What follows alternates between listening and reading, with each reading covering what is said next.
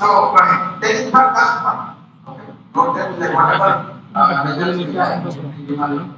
So that is not just one. Now we have similar kind of thing we want to do for non-class one.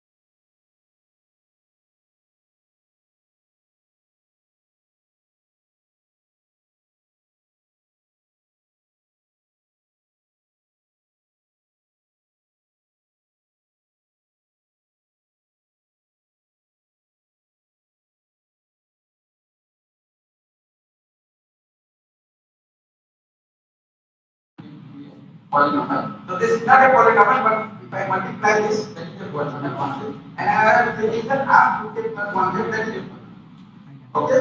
And then we like why something do something there. The result is that this is dangerous. So that is dangerous thing. Because why is it dangerous? Because theta value is odd integers, odd positive integers that we do not know. Okay, there is a conjecture that all theta value are odd. And even we know that it is by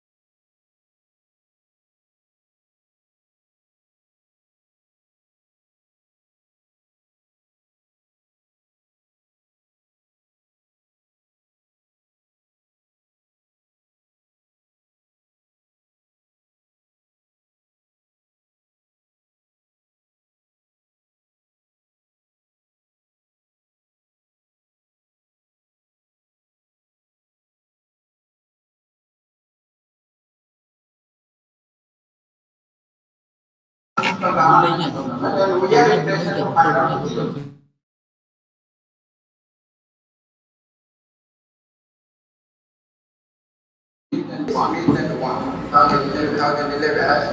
So that proved that all the non-real zeros are on the unit cell. So they are in fact simple and they lie on the unit cell. And they proved also that there are 4 real zeros. 4 real zeros. They are distinct. There are 4 real distinct zeros. Okay, so in the case of plus particular, the period polynomial we consider division. They prove that all the zeros lie on unit circle. But here, not all the zeros lie on unit circle. Certain zeros are there. Zeros are there which are not real zeros, and they are like this. Alpha t is 0 minus 0, alpha t 1 by alpha t minus 1 by all. Okay. So this was done by Ramurthy Smith. So now one can talk about, as I said, that right hand side, if I multiply z, that becomes a polynomial. Therefore I multiply the left hand side by z. Then the right hand side and multiply by z. So that will be a polynomial. Okay. Then people also have studied about zeros of the whole, not the r plus 1. So z times of them. Okay, that is a polynomial.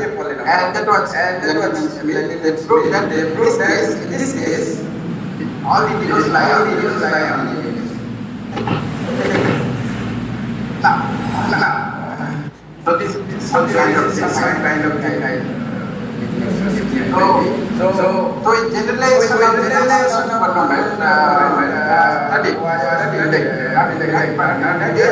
they appear in some transformation property of Atul Dixit and Rajat Gupta. So 19. So from here, if you look at this definition of G 2k plus 1x and some transformation, similar kind of thing, that means zeta, if you look at the transformation property I got, zeta 2k plus 1 was appearing, and then some polynomial was appearing. So similar thing here, this polynomial appearing. This polynomial is here square. Okay, you consider this as z, alpha by beta as z to the power 2j, then this will be a polynomial in z. But there it was just formally number coming, here it is square. So square coming and because I have defined in such a way that here square of zeta function is coming, zeta 2k plus 1 square. So that means they got some transformation formula. So here again some variant of Ramanujan polynomial is coming, and instead of zeta 2k plus 1, here zeta square 2k plus 1. That means here the coefficient square, then I am getting zeta square. Okay? And similarly, this was again generalized by Banerjee and Sahni. So they got similar transformation formula where zeta power L appeared in this transformation property. And then this was conjecture. So similar to Ramanujan polynomial, what Ramurthy is co-authored. So here they consider this polynomial RKLX, and they conjecture that all the non-real zeros of RKL should lie on the unit circle. Okay, similar to the Ramanujan thing. Okay, Ramanujan polynomial. Here some L is another parameter coming. Okay, so this was conjectured by Maji and Sarkar in 2023, and so this, if you look at Ramanujan polynomial, is a particular case of this. Just Rk1 x square is R2k plus 1x. Okay, and this was the conjecture, and this we have proved that this conjecture is true. So this is a joint work with my former student Mrityunjay Charan and Siddhi Pathak from CMI. Okay, we completed in 2024 plus because it is not yet accepted. So we have proved this, and we prove it some kind of modification of what this Ramurthy legend, because they do not deal with L. Here we have to deal with L. So okay, so I do not go into the proof. So thank you.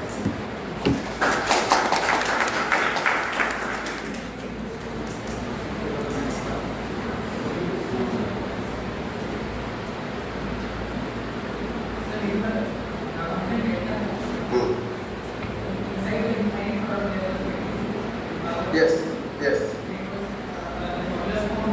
12. Yes, there is a relation because in there, so it is very good. Generalized means if you take any power. No, not here, because outside there is u also. You have to take another power, suppose 2, it's square. Again it will be with 24. Okay, so there it will be 48 will appear, but again q power 2 also will come.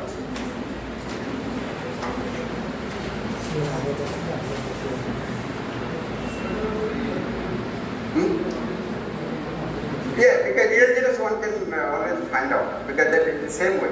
That if alpha k is there, so there are various cases. That there are in certain cases 4 zeros, certain cases 6 zeros, 6 real zeros we get. But sometimes 1 and minus 1. So the polynomial is a kind of nice polynomial. Sometimes it becomes even polynomial or polynomial. So if 1 is 0, if it is even, then minus 1 is also. Even our case also, if 1 is 0, minus 1 is 0. And like in that way, but 1 and minus 1 they lie on the unit side.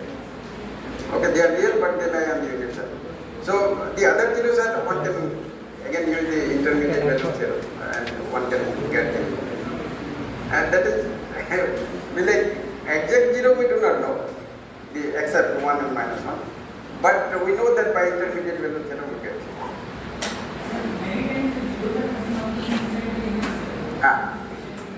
So yeah, because this kind of polynomial, they are called self-dual polynomial or self-reciprocal. Because of that, I think most of the zeros should lie on the unit side. That is the philosophy. But some, there are some exceptions.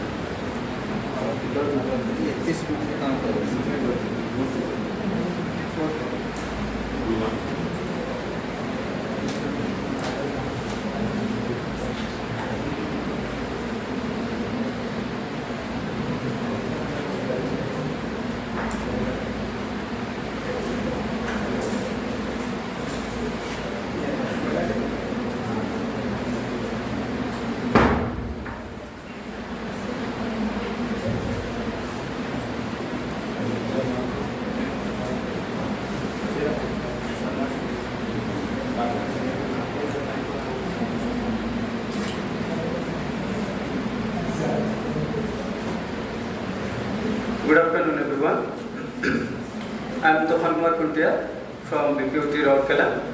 First of all, I would like to thank the organizers for giving me a chance to be here. So today I will be representing this on isoclinic relative central extensions of a pair of Lie superalgebras. So to begin with, I won't take so much to discuss about Lie algebras because already Sir told a lot about Lie algebras. So Lie algebras were first originated from the study of infinitesimal transformations by a Norwegian mathematician Marius Lie in 1870s, though the term Lie algebra was coined later by Hermann Weyl in 1930s. So basically Lie algebras are vector spaces along with a bilinear map that satisfy two properties, that is Q symmetry and Jacobi identity. And then I'll discuss about Lie superalgebras. So Lie superalgebras were originated from supersymmetry in mathematical physics, which play an important role in theoretical physics to analyze the mathematics of supersymmetry, where the even elements of the superalgebras correspond to bosons and the odd elements correspond to fermions. And basically, Lie superalgebras are generalizations of Lie algebras that include Z2 grading. So if you are going to know what is a Lie superalgebra, so let us know first what is grading. So if P is a vector space over field F and gamma be an abelian group, then we call it vector space P is gamma graded if it can be written as a direct sum of the subspaces where the indexing is going over the abelian group gamma. That is, in this case, we can write P as a direct sum of its subspaces where the number of subspaces is equal to the number of elements of gamma. And since we can write this as the sum of its subspaces, so any element of this vector space Y, let's say Y be an element of the vector space, then it can be written as a direct sum of its elements like this, that is Y is a summation of Yks, where which Yk belongs to the subsequent Vk. Okay, so if now this gamma becomes Z2, that means if the Lie algebra is graded by the abelian group Z2, then we will call this super vector space or a superspace. Now, what is a Lie superalgebra? So a Lie superalgebra is basically a superspace along with a bilinear mapping that preserves the Z2 grading, and it also satisfies graded skew symmetry and graded Jacobi identity. So this is an example, simple example of a Lie superalgebra, where if L is any associative superalgebra, then with this commutator defined by the commutator of J1 and J2 is equal to J1 J2 minus 1 to the power k omega J2 J1. So with this commutator relation, any associative superalgebra becomes a Lie superalgebra. So here k is the degree of J1 and omega is the degree of J2. So what is the degree now? So if an element, since this is a Lie superalgebra, so that means it is graded by Z2, that means L is equal to L0 direct sum L1. So any element that belongs to either L0 or L1, we call it a homogeneous element. Okay, so if an element belongs to L0, then its degree is 0. If it belongs to L1, its degree is 1. So now we define what is an abelian Lie superalgebra. So it is similar to how we define for groups, that is a Lie superalgebra is said to be abelian if the commutator relation of any two elements of this Lie superalgebra is equal to 0.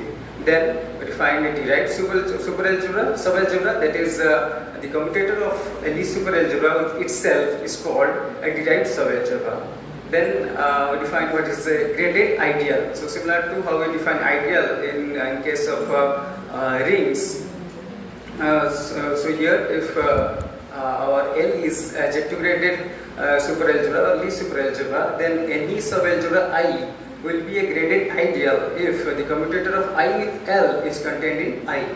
Then we also define center of a Lie superalgebra, that is the elements of L that commute with all other elements of L is called the center of this Lie superalgebra.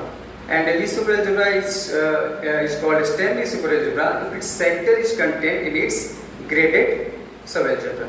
So here there is an example of stem Lie superalgebra, where we have taken this superalgebra with basis Xi1, Xi2, Xi3, where our Xi1 basis generates the even part of the superalgebra, and Xi2 and Xi3 they generate the odd part of the superalgebra. So in this case, and we define the commutator relation by the commutator of Xi1 and Xi2 is equal to Xi3, and all other relations are 0. So then we get that its center is basically equal to L2, that is generated by Xi3. So in this case, the center is contained in its graded ideal, so it becomes a stem Lie superalgebra.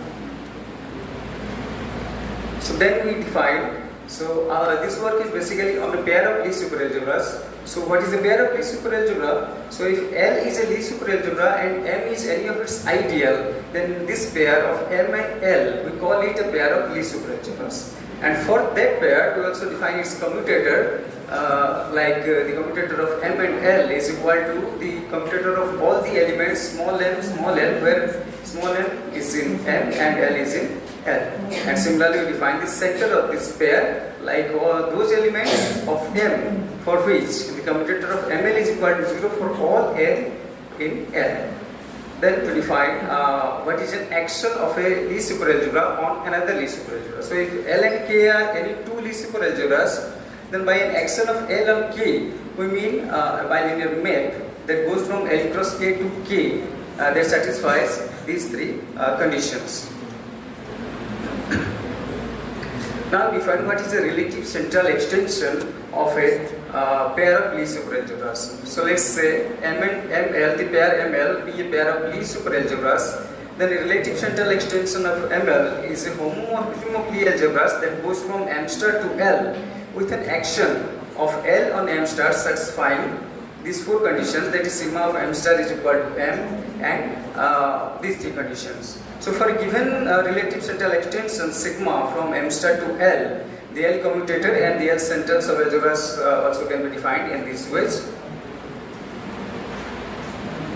Now we define what is an isoclinism of a pair of Lie superalgebras. So define, so let's say M1, L1 and M2, L2 be two pairs of Lie superalgebras. Then between them we define an isoclinism. So to define it, we take into consideration two isomorphisms. That is, one is alpha that goes from L1 by Z M1 and L2 by Z M2 L2, and beta goes from the commutator of M1 L1 to the commutator of M2 L2. So here to define isoclinism, we are considering two isomorphisms. So how it is different from isomorphism? So basically, isomorphism, while defining isomorphism, we define between two, let's say between any two groups, let's say G and H. So where the mapping goes from one group to another group, and it takes into considerations all of their elements directly.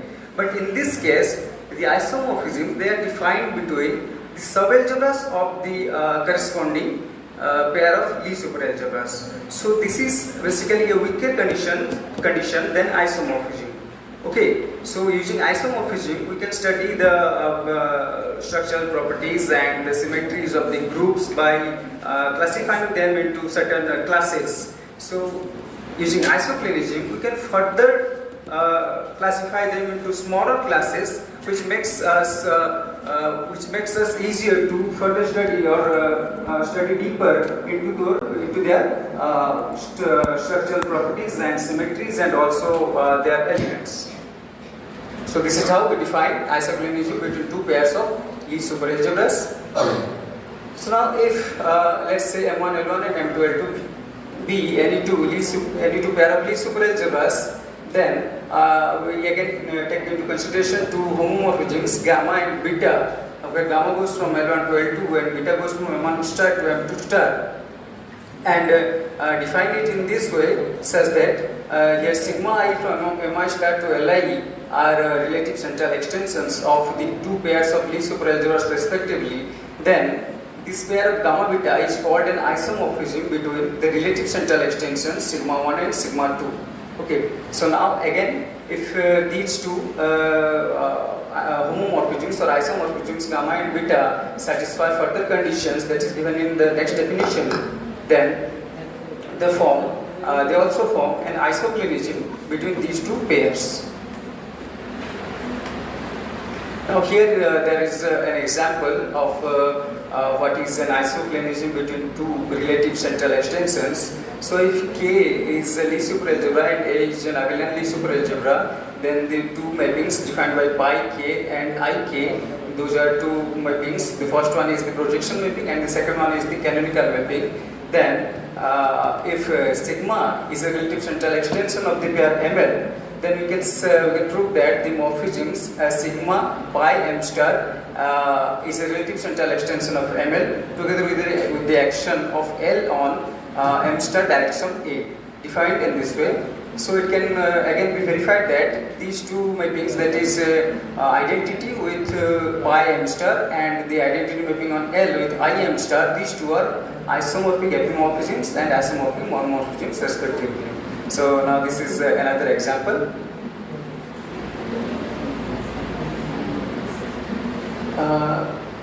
When which is defined, I will write it in the menu.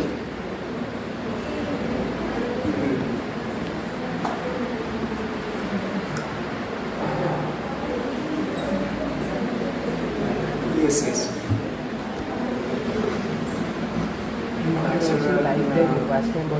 I have not written it here. I can see this.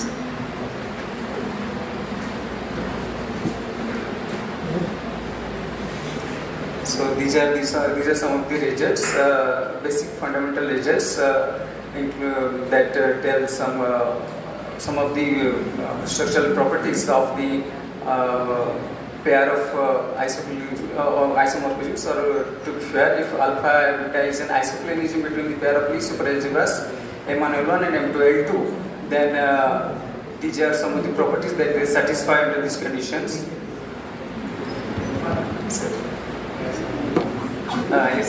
So these are some of the results.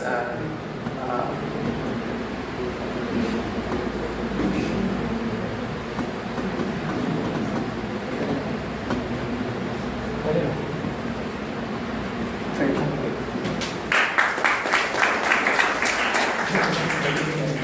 Any question?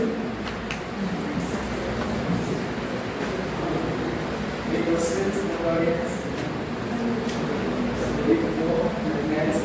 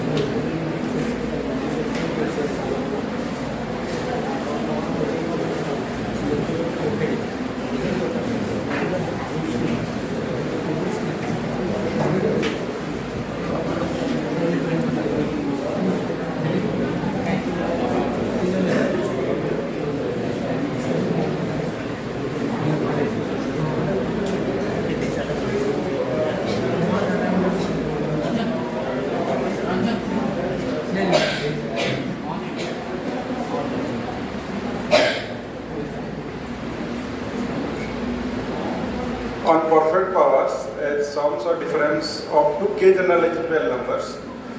So this is my one research work just published. So we'll go through some preliminaries, few notations. The first one is the exponential Lafontaine equations. So this is a polynomial equation which has two or more than unknowns, and which has the solutions are integer only. So few of the examples are very well known for Marx equation. That is your x to the power n plus y to the power n is equals to z to the power n. So which is an exponential Lafontaine equation. So second is which powers of 2 and powers of 3 differ by 1. That is also an exponential Lafontaine equation. Which powers of 2 are Fibonacci numbers. So these are some examples of exponential Lafontaine equations. Then the continued fraction. I think Panda sir has already discussed about this one. So basically, continued fraction has two types. One is finite continued fraction, and another one is infinite continued fraction. And this is one example of how one can find the continued fraction. So basically, we need the convergent of continued fraction in our to prove our result.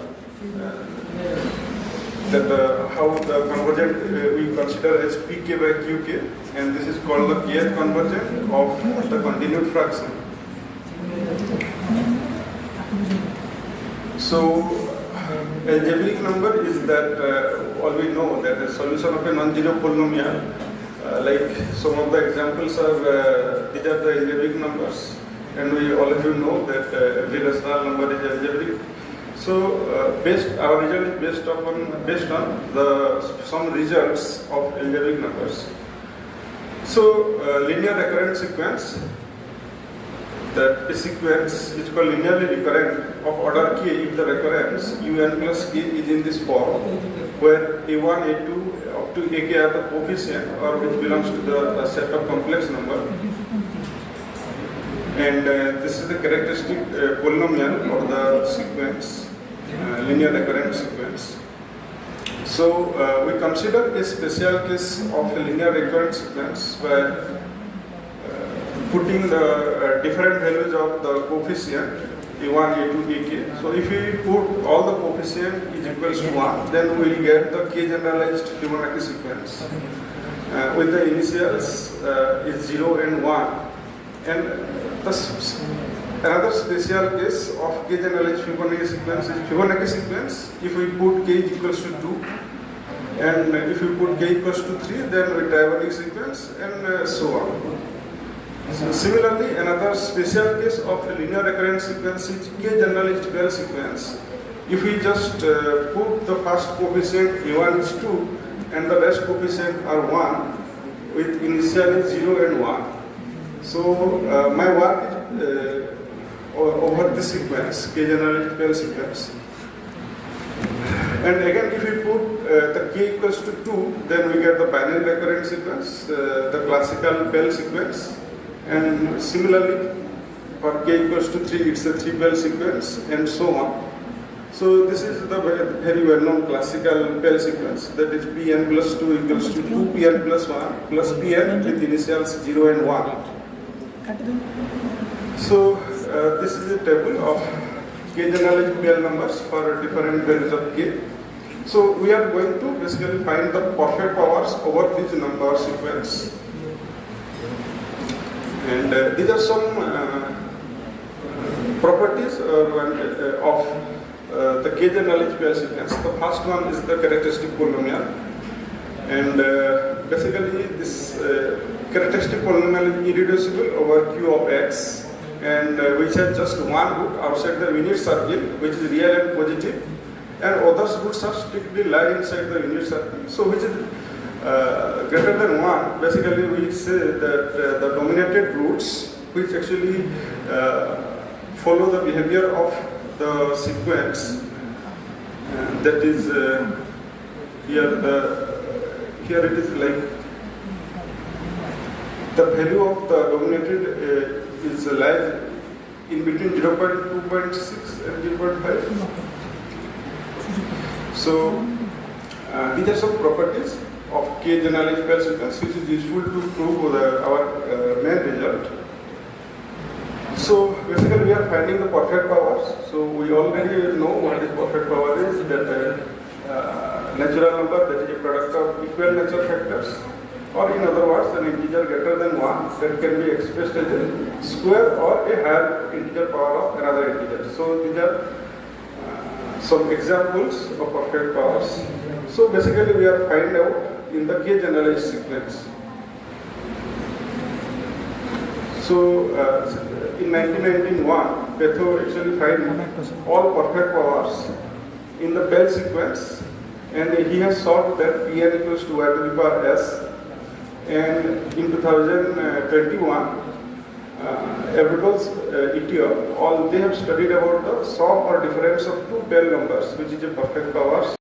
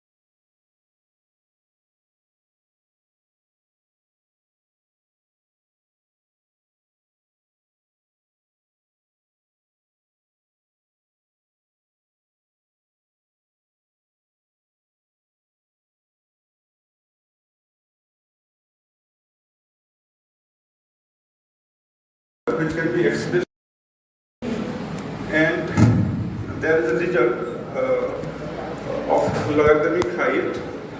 Okay, so this is the logarithmic height defined on the algebraic number. So based on this, this is a theorem of Mathief's, which is a very powerful result that allows to bound, that gives the upper bound. So using the Mathief's theorem, we have found the upper bound of the n in terms of k. So this is our step 2, that we have used the Mathief's theorem and we have got it. Then in step 3, for the large value of k, we are using the lemma of this one, and we are getting an inequality. Basically that inequality is impossible in between for the all values of 2 to 200 and for all the values of k greater than 530.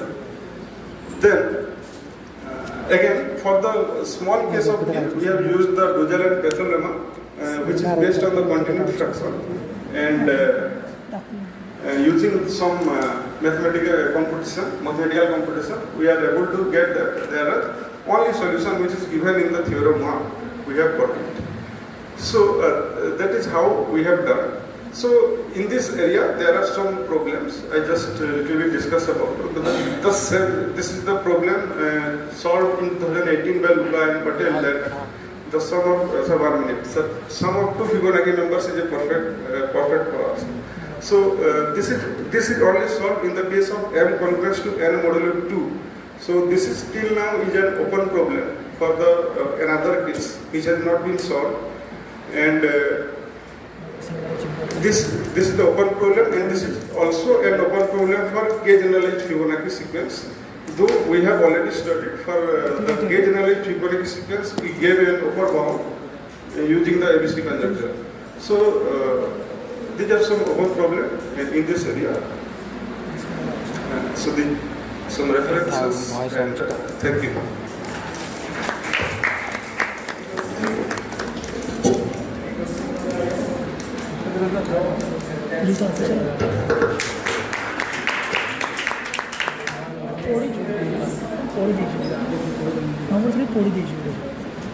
Third সেমিস্টারে পড়ি সারবে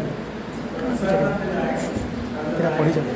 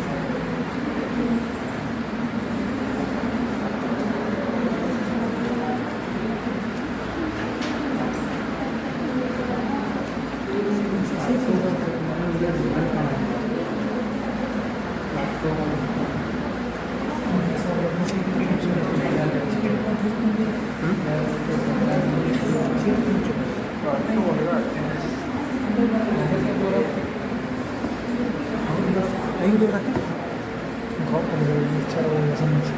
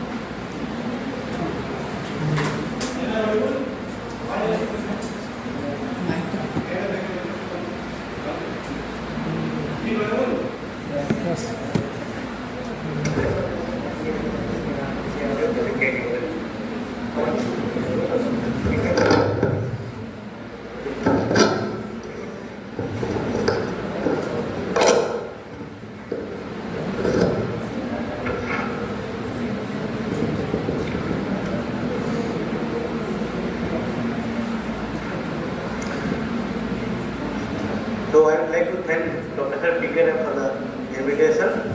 I am glad to be here. This is my first visit to Sambalpur University. So I will be speaking on breadth type and classification of important linear algebra. So the terminology breadth type is not a well-known one. This we have to learn that term.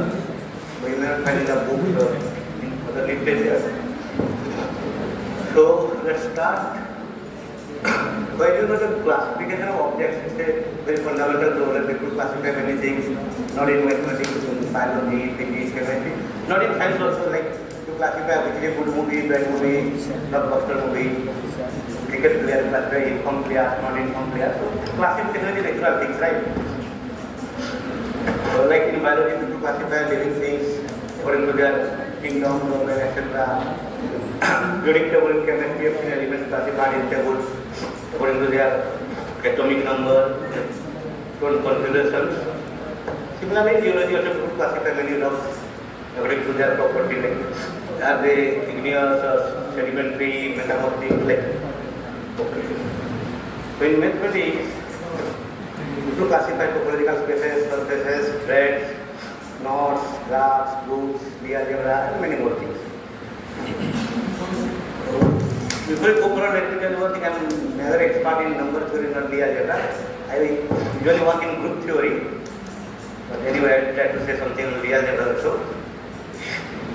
And as you know that the classification of finite into groups is one of the most celebrated achievements of the last century. And in the case of group theory, in the early times, people classified groups up to p to the power 4. Recently, the classification is extended up to p to the power 7.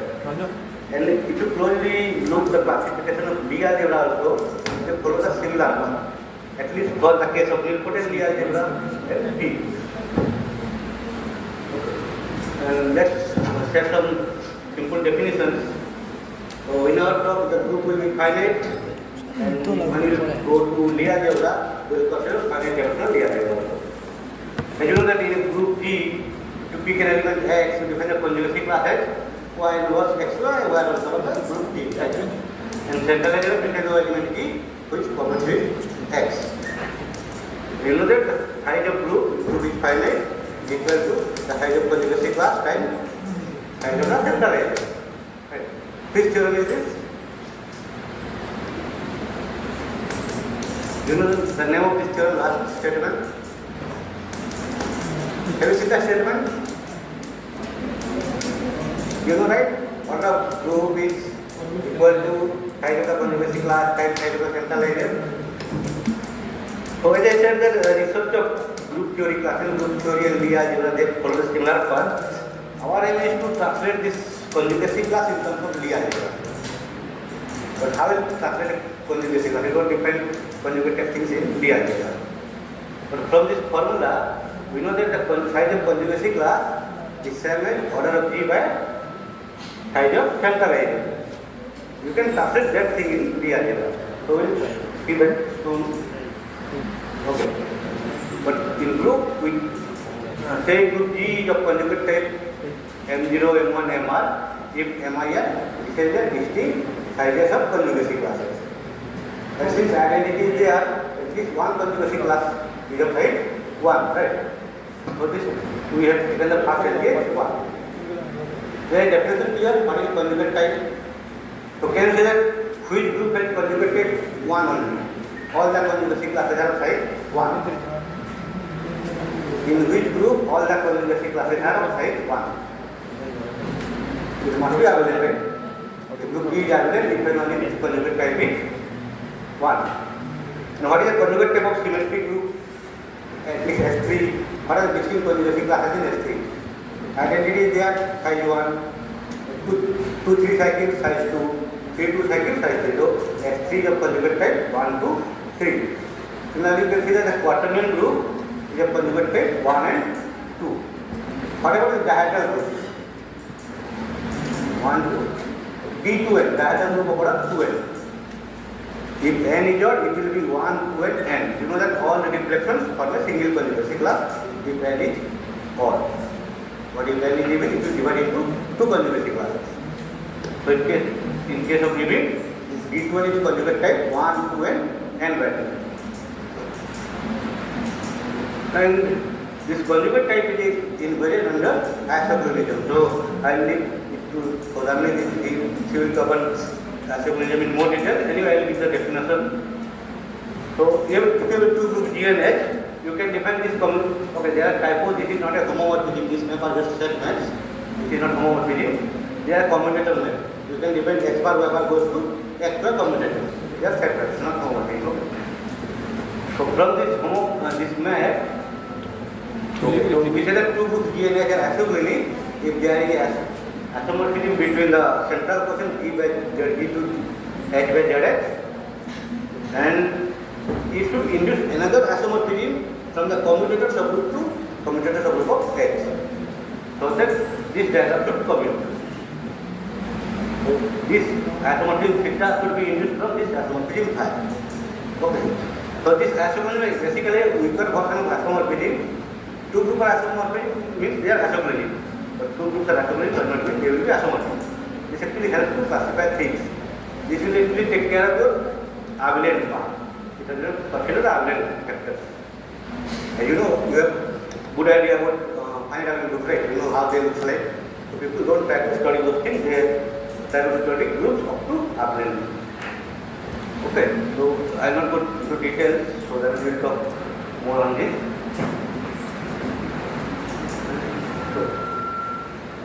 Now we will see group of conjugates 1 and n. This means all the non-central element has size, conjugacy class size m. Central element means conjugacy class size 1, right? If it is non-central, its conjugacy class will be greater than 1. And IMSc group in 1953 that if group G is conjugate 1 and m must be prime power. So what is saying is you cannot find a group G of conjugate 1, 6. Since 6 is not a prime power. And furthermore I proved that G must be direct product P group with a abelian group. So and the nilpotent, so this group becomes nilpotent because P groups are nilpotent, you know. You take direct product with abelian group, there are nilpotent. Direct product nilpotent groups is nilpotent, so the group is nilpotent. And its nilpotency class will be bounded by 3. So the study boils down to study P groups of conjugative 1 and P to the power r. Okay, in this regard we have some regions, but I will not go into the detail of the regions. What I am is to do the analogous things in the algebra. So okay, so this is one open problem. The classification of finite P groups of nilpotent class 2 and conjugate type 1 P to the power n for n that will code is still open. Okay. So we will skip the definition also, so as you can link for a real algebra. So for our case, our real algebra will be finite dimensional, and we have given this add map from L to L given by y goes to x, we have fixed an element x. Okay. And central edge of element in real algebra is defined as all the elements y, so that the leaf vector xy is 0. Now, do you see that the rank of this map is same as 4 dimensions of the central edge? You know which theorem is this? You must have learned something similar in linear algebra. What is that theorem? Ever Day-01 theorem? So we will translate the conjugation class ideas of group into 4 dimensional central algebraic Lie algebra. Okay. And we know that a Lie algebra L is said to be n state if it is nilpotent and its nilpotency class is n. So if we take n plus 1 Lie bracket, it goes to 0. So we define breadth of an element x as the 4 dimension of its central algebra. And breadth of the Lie algebra is the maximum breadth of its elements. If there are elements of breadth 3, 4, 5, 6, we will consider the breadth of Lie algebra as 6, the highest breadth. And similarly defined, L is of breadth f0 equal to m0, m1 up to mr is mir. This is a distinct breadth of elements of L. And we will write in increasing order. Since 0 is there, its central algebra whole Lie algebra L, its codimension will be 0. Right? So 0 is necessarily there. Like groups, a Lie algebra L is of breadth f0, can only be the other thing. And if it is breadth of m0, m1, mr, its breadth will be the highest one, mr. Okay. And if 2 Lie algebra isopronic, their breadth type will be set. Because that isopronic will take care of the abelian part. And this is result. It's classified Lie algebra of breadth 3. So in this regard, there are 2 open problems. Classification of nilpotent Lie algebra of breadth 3. So this classification is over the field of odd characteristics. So for the field of characteristics 0 to it is still open. And in general, classification of Lie algebra breadth 4 is also open. Okay. So unlike groups, a Lie algebra is of breadth 0 and still it can be non-nilpotent. In groups, it is of breadth conjugate type 1 and then it was nilpotent, right? With product of P group and abelian. But in case of Lie algebra, it may not be nilpotent. And some examples are there. This first Lie algebra, non-acclaimed Lie algebra dimension 2. This is of breadth type 0, 1, but it is not nilpotent. It is not solvable. But if it is nilpotent, like groups, its nilpotency class will be either 2 or 3. So how does this breadth type of 0, 1 look like? If a Lie algebra is of breadth type 0, 1, its dimension of its direct subalgebra L prime will be 1. And this HM, this Hajdu Lie algebra, is a special example. Okay. And we'll skip the details. To construct some Lie algebra for general breadth type 0, 1. So like in groups, you have heard about 3 groups. Have you heard about 3 groups? No? Anyway, you know how to write the presentation of a group. You must have seen groups with presentation. Like cyclic group, you write x, x12 4 equal to 1. This represents cyclic group. Similarly, there is presentation for Lie algebra also. This Lie algebra is generated by n plus 1 element, and we take the triple Lie bracket 0. Then this Lie algebra will be of dimension m into n plus 1 by 2, and its breadth type will be 0 and n. Because this xi will commute with xi only, and it will commute with whole direct subalgebra. So the central algebra will be this direct subalgebra will be equal to center also, and central algebra x will be x and the center. So its 4 dimension will be m. So this Lie algebra is of type 0, m. And you can still take some quotient and it will still be breadth type of 0, m. And I will take the quotient. Take L to be n plus 1 and two step nilpotent Lie algebra. Then L, if you take quotient by I, then it will be of dimension m minus n, if I is of dimension n. So our aim is to find so that we will not contain any Lie bracket, so that the central algebra is not increased. So in particular in this case, if If you take this I to be x1, x2 leave bracket plus x3, x4 plus up to x2r minus 1, x2r, where m equal to 2r. In this case, if you consider m equal to 4 and dimension I equal to 2, then this quotient Lie algebra L4 by this I will be of vector 0, 3. Okay. So, skip this slide. So, as I said that the classification of P groups and Lie algebra is follows similar path. So, there is a correspondence between Lie algebra or find field P and P groups of class 2. But okay, we will not go into details here. We will skip this. Let's depend on the terminal Lie algebra. So, there is similarly there is terminal groups also.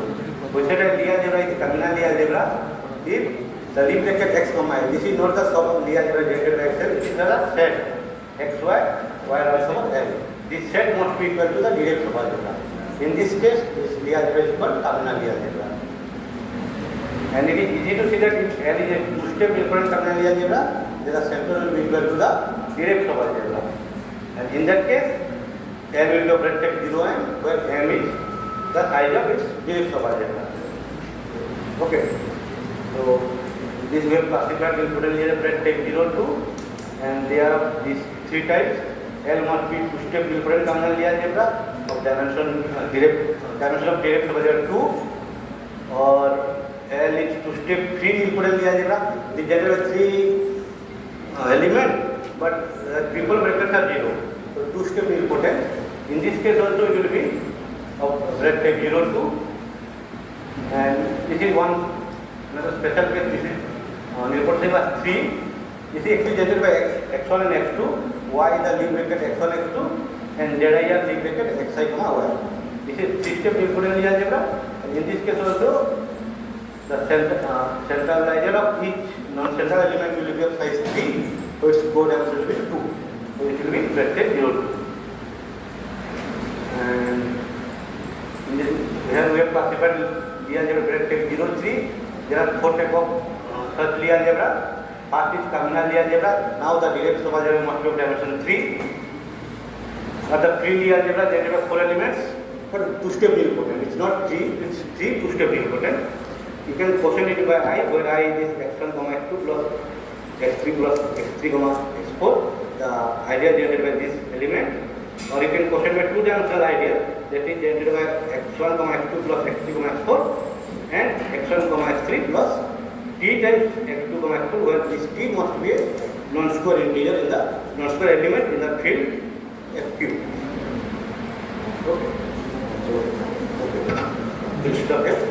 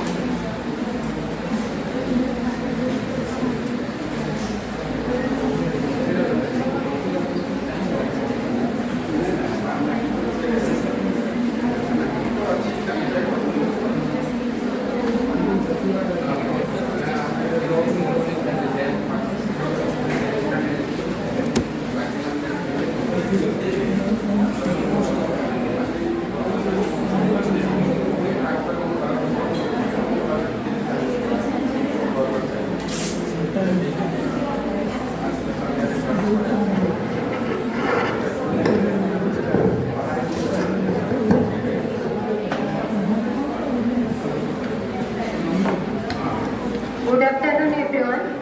My name is NSNTLA-2025 and I am from Central University of Jharkhand. First of all, I thank to the organizer of NSNTLA-2025 for this opportunity. And the title of my presentation is Spinor Algebra of K balancing and K Lucas balancing numbers. These are my outlines. First, going to the introduction part, what is balancing number? In 1999, Behera and Panda introduced a new number sequence which is referred as balancing numbers, and the balancing number is the solution of the Diophantine equation this, where n is referred as balancing number and r is referred as the balancer. And after that, another generalization of balancing number given by Oshkov, and equation 1 and 2 represents the recurrence relation for K balancing and K Lucas balancing numbers. And here the characteristic equation for K balancing and K Lucas balancing number is given by square minus 6kx plus 1 equal to 0 with roots alpha 1 and alpha 2. After that, equation 3 represents some relation about the roots of K balancing and K Lucas balancing numbers. And equation 4 we find the binary type formula for the K balancing and K Lucas balancing numbers. Now we talk about quaternion. In 1843, the American discovered quaternion, which is a 4-dimensional algebra over R, and this algebra is non-commutative but associative in nature. And the basis quaternion is represented by A equal Q equal to A plus BE1 plus BE2 plus BE3, where 1, E1, E2, E3 is the basis of the quaternion, and equation 5 represents some relation for the basis. And here we define spinor. So spinor is an isotropic vector where xyz belongs to C3, and then vector xyz satisfy a square plus y square plus z square equal to 0, and then we associate two numbers xy1 and xy2, x equal to xy1 square minus xy2 square, and y equal to I xy1 square plus xy2 square, and z equal to minus 2 xy1 xy2. And solving xy1 and xy2, we find xy1 equal to this and xy2 equal to this. After that, spinor introduced by Cartan, which is defined by xy equal to xy1 and xy2. In 1984, Vivarelli discovered a correspondence between quaternion algebra and spinor algebra. Here H denotes the set of quaternions and S denotes the set of spinors. Then this is the definition for the correspondence between quaternion algebra to spinor algebra, where QU equal to A plus BE1 CE2 plus DE3 belongs to H, which is the quaternion algebra, and Xy equal to Xy1 plus Xy2 belongs to S, which is the spinor algebra. Then the correspondence between H to S given by phi, which is denoted by phi of quaternion H equal to D plus IA plus B plus IC, which is represents a spinor. And here is the correspondence between the product of two quaternions, where QP are two quaternions and their products goes to minus I Q cap P, where Q cap is the complex unitary matrix and P is the spinor corresponding to the quaternion P. After that, we find complex conjugate of the spinor and spinor conjugate of the spinner is given by equation 7 and the mate of the spinner is given in equation 8, where F is the matrix 0, 1, -1, 0. Now we discuss about K-balancing and K-Lucas balancing quaternions. This is the definition for K-balancing, K-Lucas balancing quaternion. For n greater than equal to 0, the nth K-balancing, K-Lucas balancing quaternion QBKN and QCKN defined by this. And here we, in theorem 3, we find the recurrence relation for the quaternion balancing number, quaternion K balancing number and quaternion K Lucas balancing numbers with initials. In theorem 4, we find the conjugates and norm for the quaternion K balancing number and quaternion K Lucas balancing number. And in theorem 5, we find the Binet formula for the QBKN and QCKN, where A represents summation R equal to 0 to 3, alpha 1 are here, and B represents summation R equal to 0 to 3, alpha 2 are here. And after that we find the famous Catalan's identity, and in theorem 7 we find Cassini identity, and Cassini identity formed by replacing R equal to 1 in Catalan's identity. After that we find the diagonal identity for the K balancing quaternion and K Lucas balancing quaternion. And in theorem 9 we find the generating function for both the K balancing quaternion and K Lucas balancing quaternion. And in theorem 10 we find the exponential generating function for K balancing quaternion and K Lucas balancing quaternion. And here we find in theorem 11 and 12 we find the partial sum for K balancing quaternion and K Lucas balancing quaternion. And here we give the matrix representation for the K balancing quaternion, where Mn is the nth matrix for the quaternion and M0 is the initial matrix, and Fk equal to 6k minus 1, 1, 0, and then Mn equal to Fk power n M0, where Qkn represents quaternion balancing K number and quaternion balancing the Lucas balancing number. And this is the tridiagonal matrix representation for the K balancing quaternion, where determinant of Tk equal to Qk n plus 1, which is the n plus 1 balancing number. And now we give some idea about K balancing, K Lucas balancing spinner. Here Psi1 represents the correspondence between balancing quaternion to spinner, and Psi2 represents the correspondence between K Lucas balancing number to spinner. And here we give the definition of K balancing spinner and K Lucas balancing spinner. And here we find the conjugate, spinner conjugate and mate for the spinners. And in theorem 15 we find the binary time formula, and in theorem 16 we give the negative representation for the balancing spinner and K Lucas balancing spinner. After that we find these identities, and here we find the generating function, and this is the matrix representation, and this is the tridiagonal matrix representation for this balancing spinner. These are my references. Thank you. Yes, sir. Journal of Algebra and Applications. This year.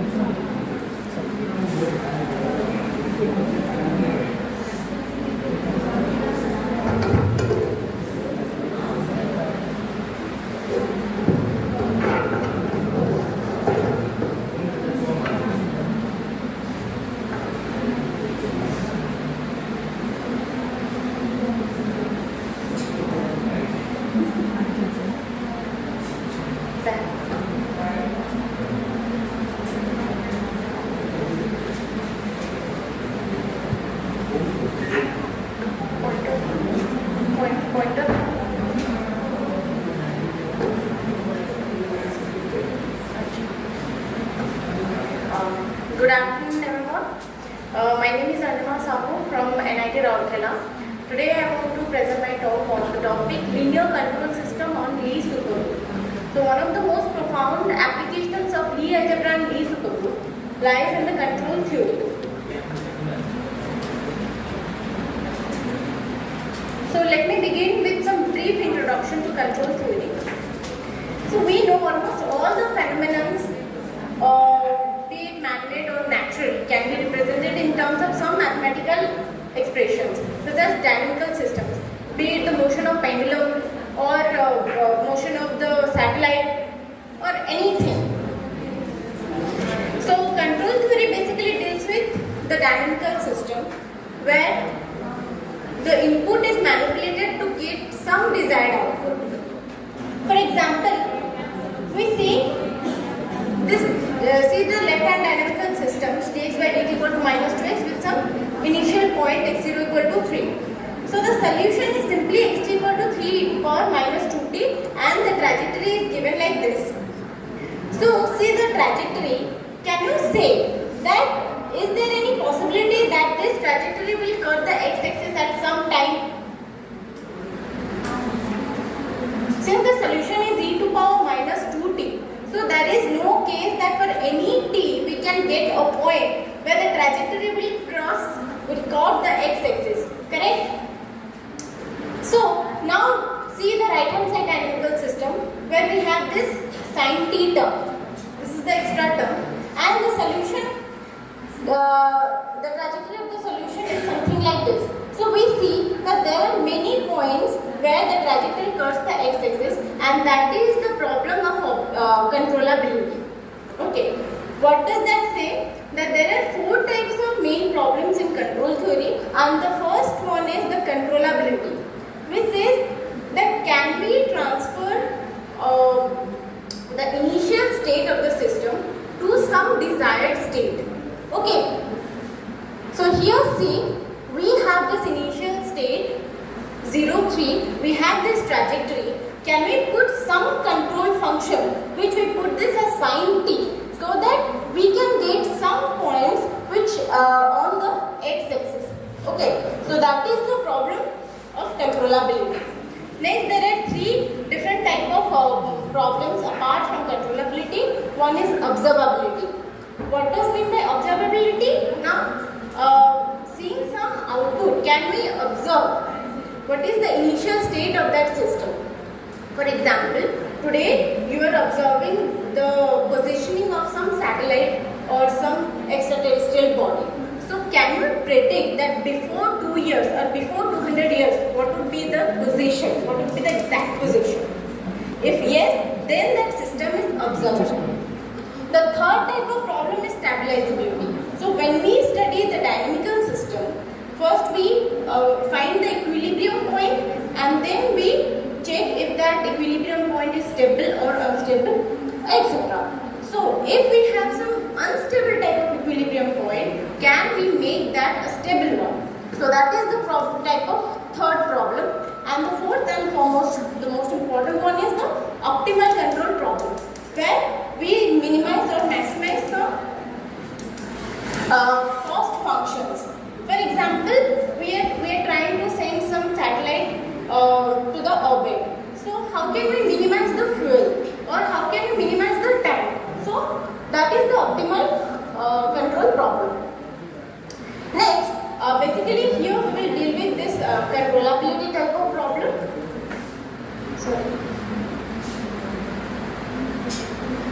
So, in usual case, the linear control system looks like something this: dx by dt equal to ax plus bu with some initial condition.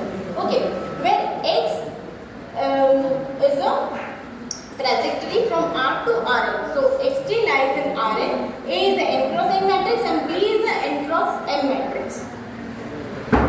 So now we say the system is controllable if it satisfies some Kalman rank condition. And what does that rank condition say?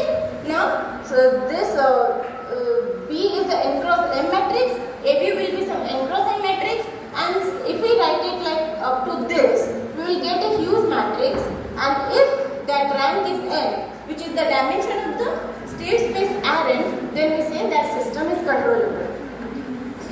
what is, how do we say that this control system on some Lie group or manifold? Here the state space is Rn. So Rn is itself a manifold and also a Lie group. So if we change how these conditions change, that is our purpose. And moreover, we will change this Rn to some Lie supergroup, not Lie group, but some Lie supergroup. So what is the motivation of studying some dynamical system on a random Lie supergroup? Because we see control theory, okay, I'm not at this. I can take this. So what if the state space of system becomes a superspace, or in general a Lie supergroup, or in general this is super manifold. So this kind of study on a superspace has already been done by us, which is a published work, and now we are dealing with the system space where the state space is the Lie supergroup. So why do we need such kind of dynamical system? Because with the development of supersymmetry, we treat both bosons and fermions in a unified manner. Bosons are commutative and fermions are anti-commutative particles. So for this, we need some graded structure. The usual Lie group or usual manifold structure doesn't work here. We need some graded structures, for which we already have some development of supermanifold theory by a lot of researchers, and we have harmonic extension of different well-known dynamical systems such as Schrodinger equations, KdV equation, and etc. So this motivates us to study the dynamical system, which contains both bosonic and fermionic variables. And the goal of this work is to consider some linear control system which involves both type of variables, and the state space is some Lie supergroup. So let me give a brief introduction. What do I mean by the Lie supergroup? So first we start with the real superspace, which is denoted by Rm by n, which is a pair, which is a ring space Rm, usual Euclidean space of m dimension, and the C is given by this, where this is nothing but the C infinity functions from some open set Rm to R, and this is the weight product that is already mentioned by Viswanath sir, and this is something looks like some polynomial ring structure having n variables which anti-commute with each other. And the supermanifold is a ring space M with some graded structural ring, where M is nothing but the second countable Hausdorff topological space. And we say this is locally isomorphic to Rm by n. Then we say this is a supermanifold, and Lie supergroup is a supermanifold which have a group structure. Next, we take this type of function, this type of dynamical system, x dot t equal to capital X plus summation ui yi, where yi's are the left invariant vector fields, x is the drift vector which lies in this normalizer of left invariant vector fields in xg, where this is the collection of all the vector fields of G, and this x lies in some connected Lie supergroup. Then we get some theorems to establish that this when the drift vector field lies in the normalizer, we will get the linear system. I will like to skip this. And then we consider a Lie subalgebra H, which is the span of these left invariant vector fields. And this is the most important theorem when we say that G is a connected Lie supergroup, and this is a transitive linear control. Transitive linear control system means if we take the dimension of all this yi and adjoint of x with y, where x is the drift vector and adjoint x y means the Lie bracket xy, then x comma x y1 and such that we take the repeated iterative Lie brackets, then we get this space, and we say the dimension of this space is the dimension of that Lie supergroup. Then we say this is transitive, and we say this is controllable if dimension of the span of this set has a dimension equal to dimension of J. So you can notice the only difference is this is the specify. So here we say this is a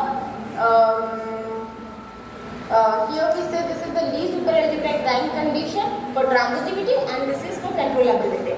And the most important theorem is G is the connected least supergroup and is a transitive linear system.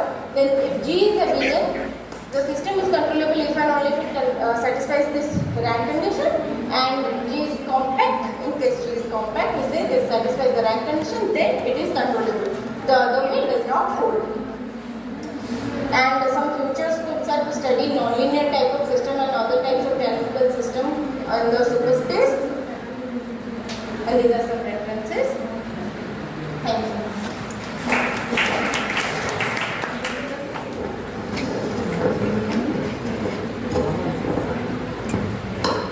Any questions?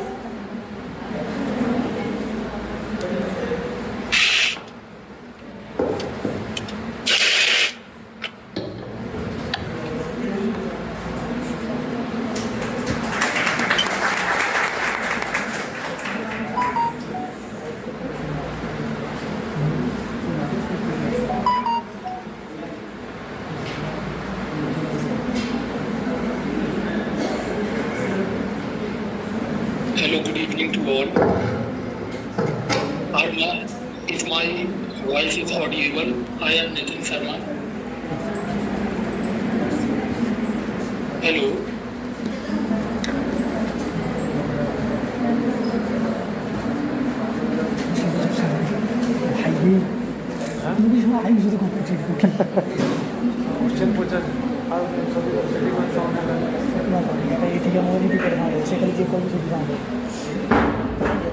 System खोज एक्टिवल सब प्रकार system हो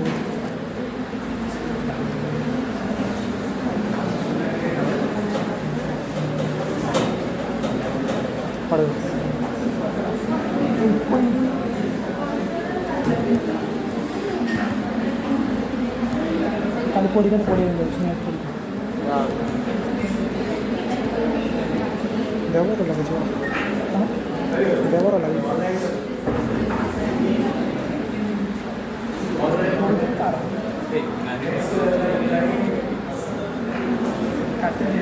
पड़ी जाए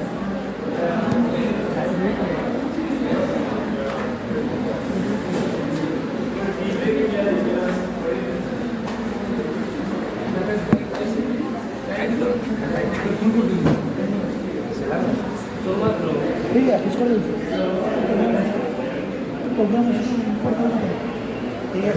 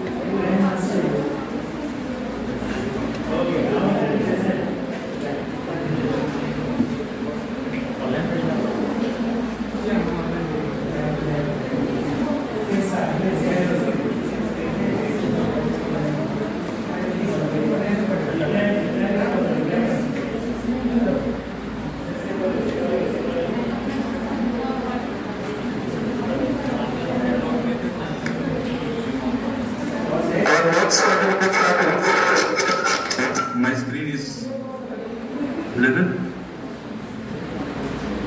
Hello, sir.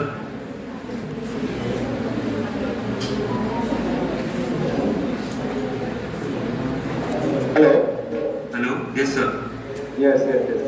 My screen is 11. Yeah. Okay. I understand. Yeah. Good evening, everyone. My name is Ibrahim Hassan. I am a research scholar at Center for Data Science for ITR College. It's my pleasure to welcome you to my presentation on capacity and sure model of Lee algebra at National Seminar on Number Theory and Lee algebra. Here outline provides an overview of key section of my presentation. Let me start with introduction to Lie algebra. Lie algebra studies algebraic properties of vector space equipped with a bilinear operation, which was introduced by Sophus Lie in 1870 to study the continuous transformation groups. After that, it was known as Lie algebra by Hermann Weyl. Lie algebra have applications in areas such as differential geometry, quantum mechanics, and representation theory, where Lie algebra provides a powerful framework to study the continuous symmetries in mathematics and physics. The mathematical definition of Lie algebra is just a vector space over a field F with a binary operation. It called Lie brackets such that bilinearity, antisymmetry, and Jacobi identity. One of the most common examples of Lie algebra is the set of all n cross n matrix where the commutator here is defined by a comma b equal to a multiply b, the matrix a multiply b, minus b multiply a. A very important concept in Lie algebra is capability of pair of Lie algebra. First things, by pair of Lie algebra we mean Lie algebra G with an ideal I of G. Actually, the capability and sure multiplier of pair of Lie algebra have been studied by Johari, Bravisi, and Lenormand, where they classify the capability of pair of Lie algebra. To show the definition of sure multiplier, we start with a free presentation 0 R F to G for Lie algebra G, and if I is an ideal of G such that I isomorphism to the quotient Lie algebra S by R for some ideal S of F, then the sure multiplier of the pair GI is isomorphism to the quotient Lie algebra R intersection Fs by Fr. Also, the pair GI is called capably when there exists a relative central extension beta from n to G such that the kernel of beta equal to the central of G related to n. Now for Lie superalgebra, actually Lie superalgebra is just a generalization of Lie algebra, where here we can see is just a superspace instead of vector space, which is just a direct summation of two subvector space L0 bar, L1 bar, with a bilinear mapping L cross L into L such that Z2 grading and graded skew symmetry and graded Jacobi identity. The dimension of Lie superalgebra L is denoted by n mid n, where the natural number n refers to the dimension of the even part L0 bar, and n refers to the dimension of the odd part L1 bar. So here we have direct summation of two subvector space. We can observe also when the even and odd part L1 bar is 0, we have just a Lie algebra. So all Lie algebra are Lie superalgebra with the odd part equal to 0. But in general, a Lie superalgebra is not Lie algebra.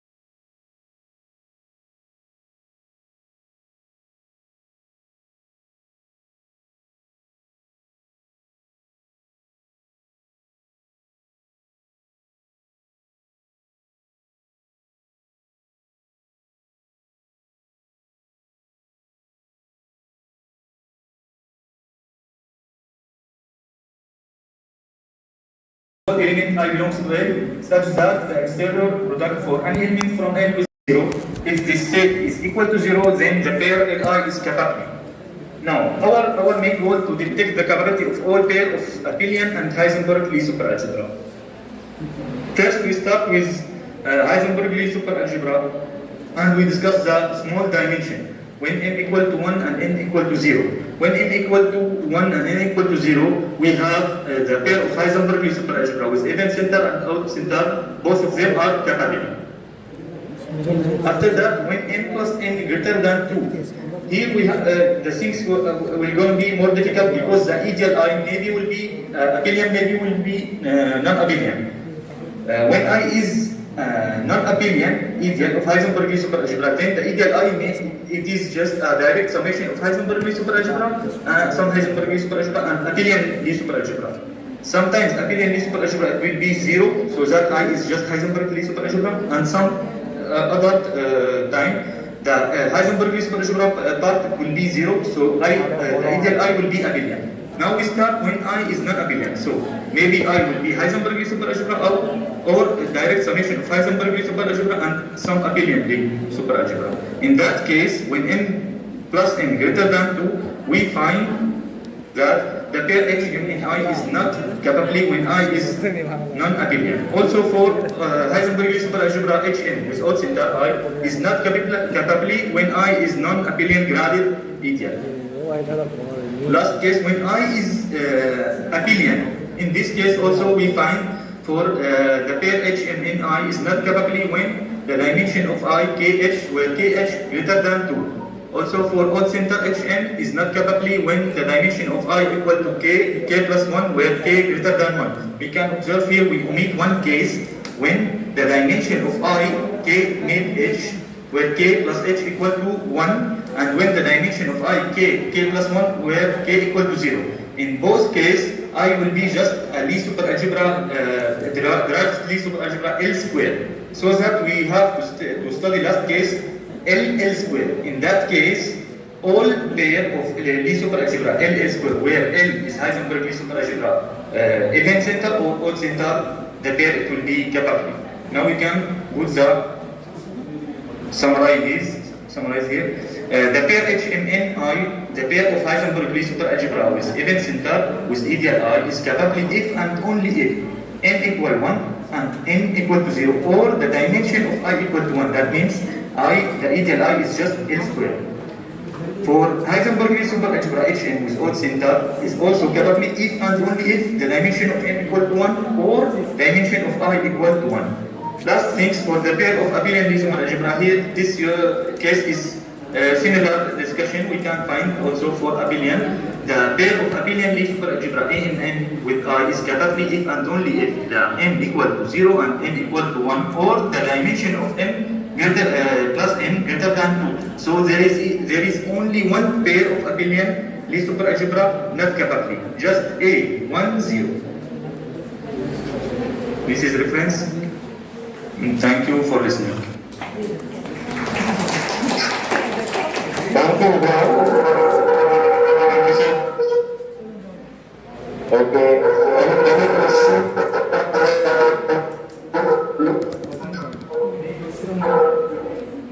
Any question from the audience, please?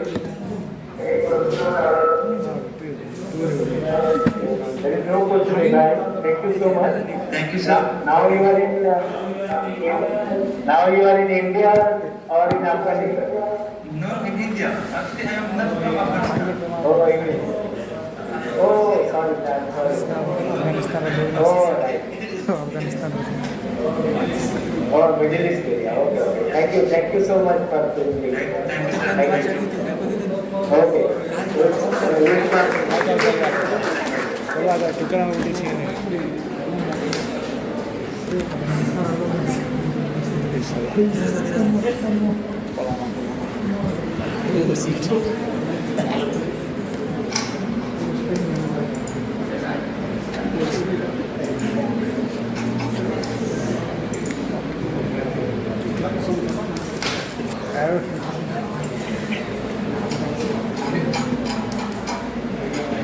Sir, if my voice is invisible, I am Nitin Sharma.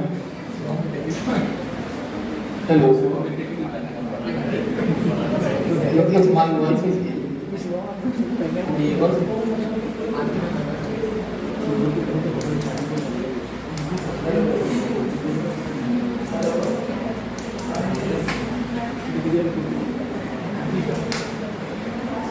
My voice is audible or not? It is audible.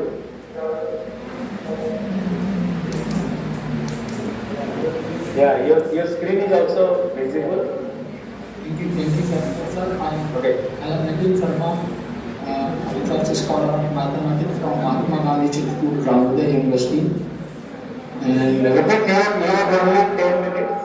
Okay. yes. Please take a picture. Yes, and the title of my research is the Type-5 cosmological model in the presence of bulk viscous fluid based on Lagrange geometry in FRT theory of gravity.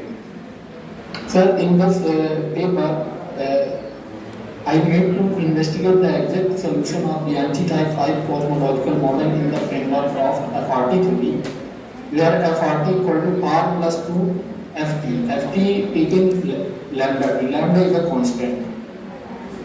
In this theory, sir, we construct different set of Einstein field equations that solve with the help of different parameters, and such parameters, physical and the geometrical behavior of such models have been discussed. And my this paper related to explain the expansion or construction related to the universe. Keywords: Bianchi type, declaration, and introduction. In this paper, I first of all FRT gravitational Lagrangian is an arbitrary function of Ricci scalar R and the breadth of energy momentum tensor T. In this theory, FRT is taken R plus 2. And the Type-5 is a cosmological model.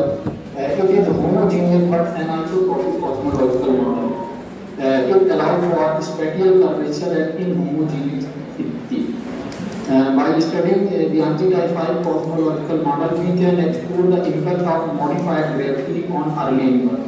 The objective of my research is first to study the Type-5 cosmological model in the reference of FRT theory of gravity. Second, to find the exact solution of corresponding field equation with the recent observation related to the expansion of the universe. And third, to study the various physical and the kinematical parameters and their properties of corresponding anisotropic cosmological model. The methodology, sir, this is first FRT gravity. The action for FRT gravity is given by this equation, where R is a Ricci scalar, E is stress of energy momentum tensor, Lm is metal ligand. And the field equation for FRT gravity is given by this equation, where Fr equal to partial differentiation FRT with related to phi, which is scalar. And FRT, there are four signal function. This FRT is a signal function related to R and FT in three ways. For this theory, the Bianchi Type-5 cosmological Bianchi Type-5 metric tensor is ds square minus dt square a square dx square b square like this. Where a, b and c are metric coefficient and the function of cosmic and m is arbitrary constant. For this solution, we have taken FRT equal to R plus 2 lambda. Lambda is a constant. So this field equation convert in this form. And taking Einstein field equation in general relativity looks like the same, and lambda 2p plus t consider cosmological constant equal to rho minus 3 for perfect field case. So these equations can be converted in a different differential equation, equation 6, equation 2, equation 7, 8, 9 and 10. After solving equation 10, we get a square equal to k1 bc, and taking k1 is 1, so a square equal to bc, and consider the CN scalar sigma is proportional to the extension scalar theta, b equal to c raised to the power n, and consider p equal to p minus 3 chi h epsilon b. This condition, and we convert it into scale factor A equal to alpha A to the power T alpha 1. Alpha and alpha 1 are the constant. So A, B and C are the undetermined constant. It can be determined A equal to alpha A to the power T alpha 1, B equal to like this with scale factor. So the solution of metric tensor is given by ds square dt square in this form. And the physical properties of model spatial volume B equal to A to the power 3 E and this. Hubble parameter given by this H alpha alpha 1. Shear scalar given by this. And isotropic parameter AM is given by this and declination parameter given by this. And the energy density rho equal to this. And the pressure given by question number 25 and this chi and the tensor T is given by this. So we draw a graph with variation of total pressure and the proper pressure given with respect to the time given is this. And the second variation of density B and time. And third viscosity and time. This is the graph. And the variation of strong energy condition versus time. So the conclusion of my study is a completely spatial homogeneous and isotropic Algebra is first.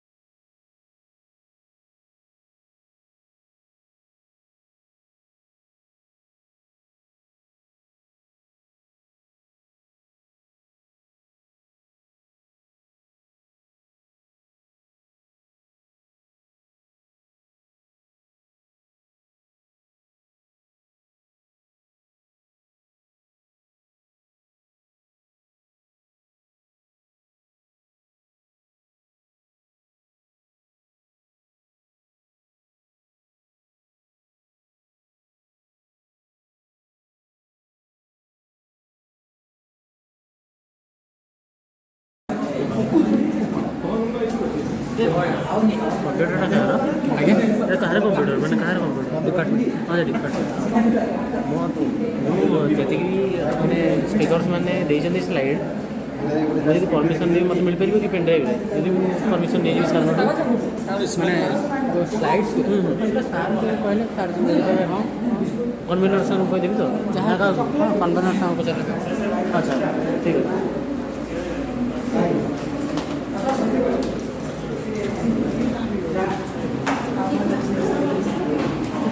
ଏଠି ଯେଉଁ charger ଲାଗିଥିଲା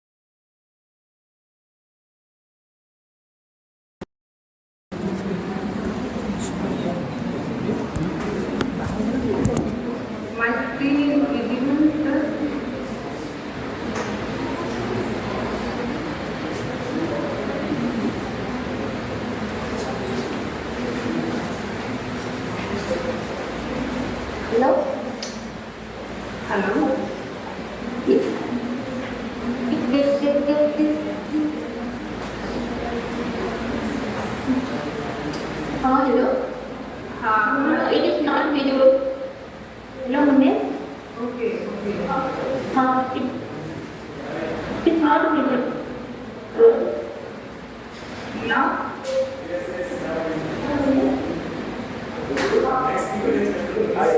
now it is visible. Okay.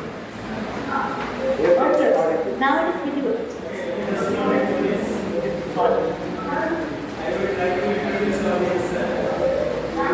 Okay, just 1 minute, please. Yeah, I would like to introduce the audience, your next,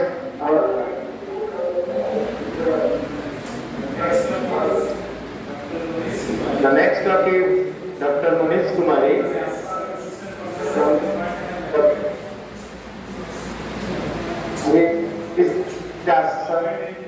assistant professor in the Department of Mathematics. Was good. Okay. So we will speak on the topic matrix norms and algebraic properties of Hankels and Stubble's matrix.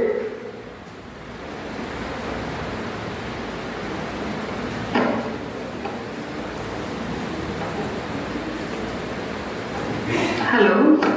Sir, your voice is not coming. Am I audible, sir? But you can, you can audible.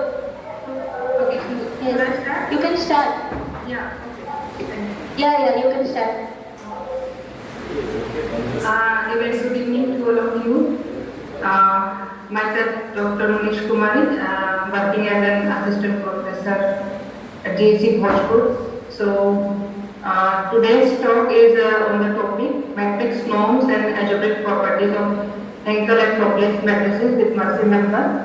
So, in this talk, I will share some matrix norms and algebraic properties which we are calculating for Henkel and Laplace matrices with recursive sequences, Mercy and Mercy-Lucas numbers. So, this is outline of my presentation. So, first, a brief about the Henkel-Laplace matrices and what are Mercy and Mercy-Lucas numbers, and then we will calculate different matrix norms on these matrices, and after that we will also show some properties like trace, determinant, characteristic polynomials, etc. about these matrices, followed by conclusion and preferences. So, these are very special matrices which have a lot of applications in different areas like coding theory or signal analysis, image processing, etc. And if we study these matrices with recursive sequences, then they become of very great interest because they have many applications in different areas, and a lot of work has been done on these special matrices with recursive sequences like a very famous recursive sequence Fibonacci, Lucas, Jacobson, Lucas, etc. And there are some research which I have cited here, which have been done in this direction. So basically, Laplace and Henkel matrices are defined for an integer sequence. Let T and P is sequence, then we can define a Laplace matrix with this sequence as if we talk about IJF entry of this Laplace matrix, that is given by I minus jth term of the sequence Tn. And if we talk about Henkel matrix, then its IJF entry is given by I plus j minus 2th term of Hn sequence. Okay, so we can define Laplace and Henkel matrices like this, where Tn and Hn are two infinite sequences. So basically, in my talk, I have studied these two matrices as entries coming from Mercy and Mercy-Lucas numbers. So here we are considering two infinite sequences, Mercy and Mercy-Lucas. And we will calculate different norms on these matrices like maximum absolute column sum and row sum, which is given in equation 1. And next is Euclidean norm and spectral norm, which is given in equation 2. And with the help of these calculated norms, we will also show some inequalities for these two norms, which is given in equation 3. And equation 4 is used in the proof of this inequality given in equation 3. Okay, so Martin sequence is defined by a recurrence relation where nth term is given by 3 times n minus 1th term minus 2 times n minus 2th term, starting with 0 and 1. And Martin-Lucas, or we also call it Fermat sequence. This is given by same recurrence relation but with different initial values, which is 2 and 3. And we also represent these two sequences with the Binet formula, which is given in equation 7. Here alpha 1 is equal to 2 and alpha 2 is equal to 1. And here are some generalization of these Martin sequences which has been done recently. Okay, so there are some finite sum properties which we will use in the proof of calculating norms for these matrices. So equation 8 and 9 tells about the finite sum of squared Martin and Fermat number, and equation 10 and 11 shows finite sum of squared Martin and Fermat numbers but with negative indices. And equation 12 and 13 shows the sum formula for Martin and Fermat numbers with arithmetic indices. Okay, now here we will find Martin-Henkel and Fermat-Henkel matrices. Here we have taken entries from Martin and Martin-Lucas numbers or Fermat numbers as entries. So now we will calculate a different type of norms on these two matrices. Okay. So first we calculate maximum absolute column and bosom for these matrices. So which is called one norm also. And here we can see that norm 1 and norm infinity are equal for these two matrices if we calculate, because this is sum of maximum of all the sum of all columns and maximum of sum of all the rows. The hint of this proof is just we have to use the summation formula which we have just shown earlier in the slides. Now here we use upper bounds and lower bounds for these matrices, and these upper bounds for the spectral norm. Okay, so as we have defined the spectral norm in the previous slides, with the help of that we calculate the spectral norm for these two matrices, and proof of this includes the summation formulas which we also shown in previously slides.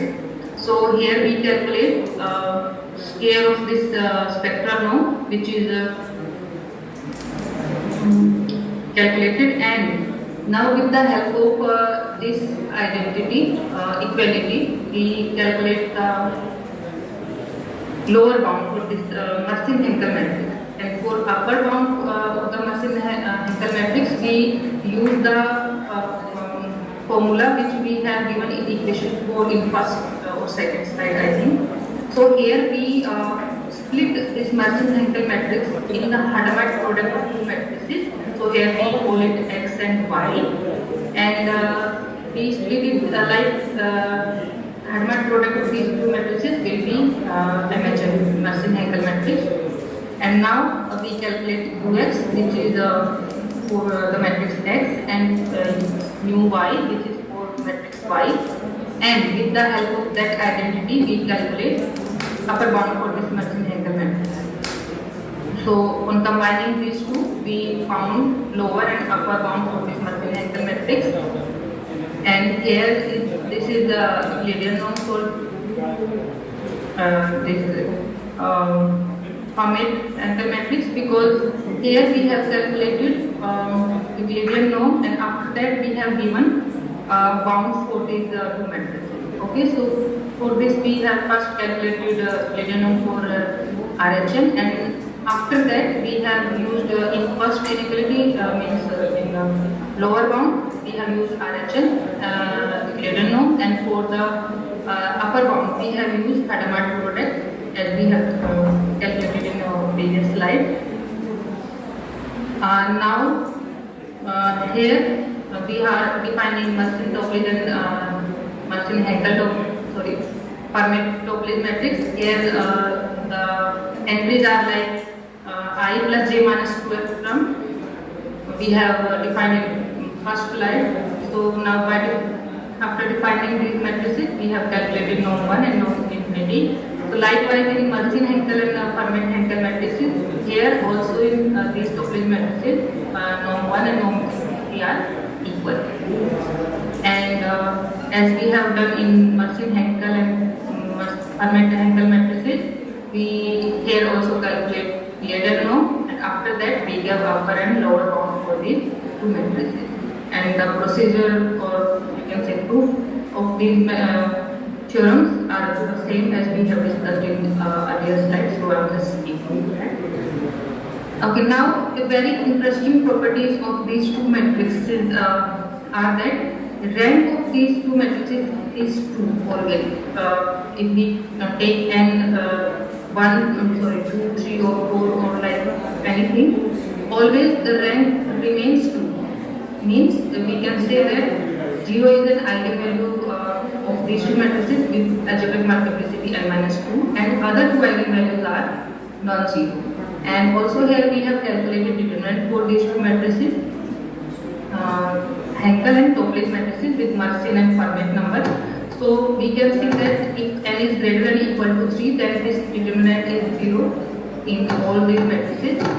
And for Mersenne-Henkel and Fermat-Henkel, this is minus 1 and 1 for n equal to 2, and half and minus half for Topliss matrices. So for n greater than or equal to 3, these matrices are singular matrices.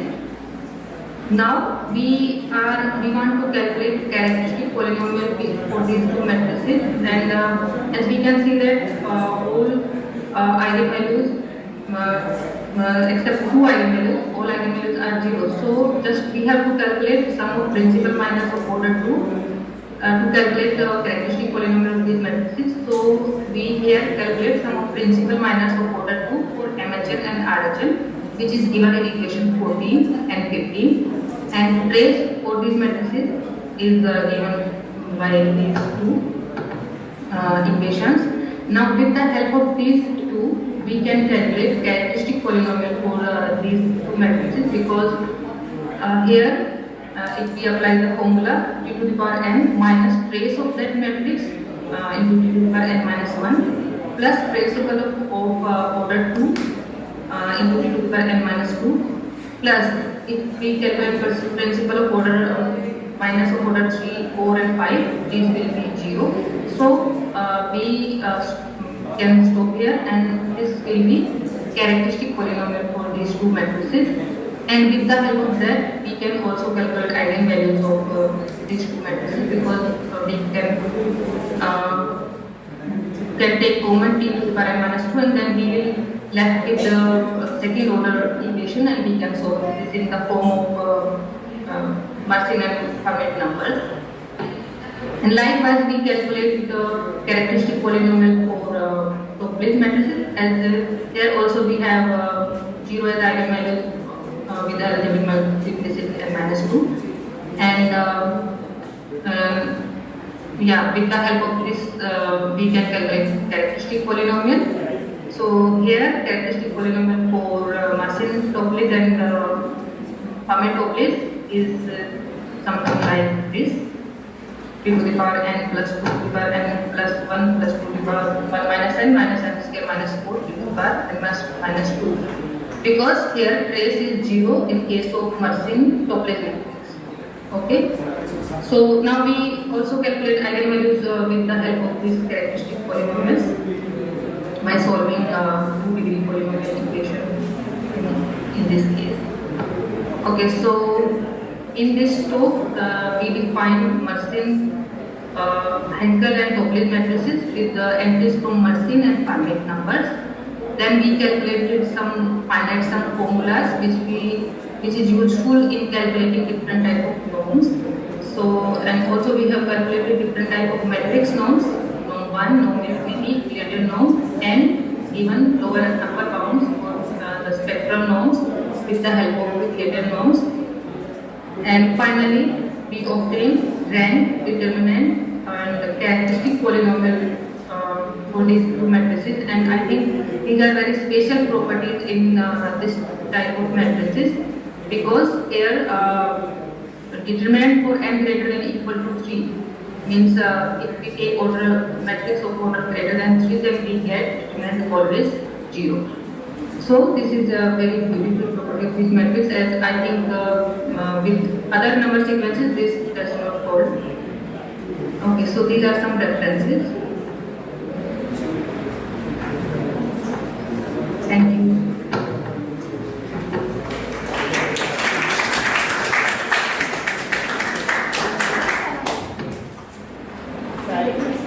Thank you, Munish. Any question from? Any question? Thank you, Munish, for your presentation. Thank you so much for giving me this opportunity to present my work with all of you. Okay, Munish, thank you. Yeah, thank you so much. Okay. I see you. Thank you so much.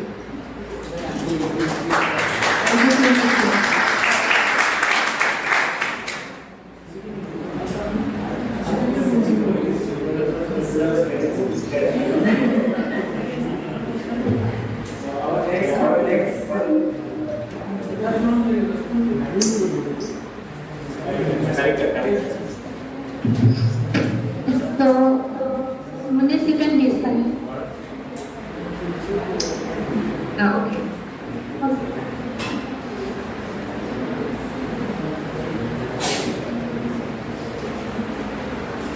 So, next presentation given by Kalika. P. Kalika. Hello? Kalika, can you hear me? Yes, I think I am audible. Okay, you are also audible. And you can start your presentation. I will share my lesson.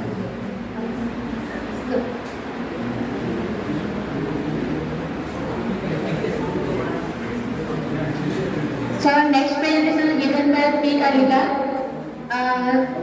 Dr. P. Kalika. He is assistant professor at Government Engineering College, Joy. And Kalika, start your presentation.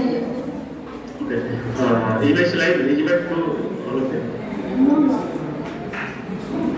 I will share on the screen. Yes, now it is visible. Okay, a very good evening to all of you. I am Kalika, working at Government Engineering College, Bihar. And the title of my talk is An Unexpected Beauty of the Leonardo Polynomials. So, what we have done, that I will try to convey within 10 minutes. So, in this talk, we have. Yes, Yes, you are audible for sharing in full screen. Share the screen. Yeah, you share the screen, but not in full screen.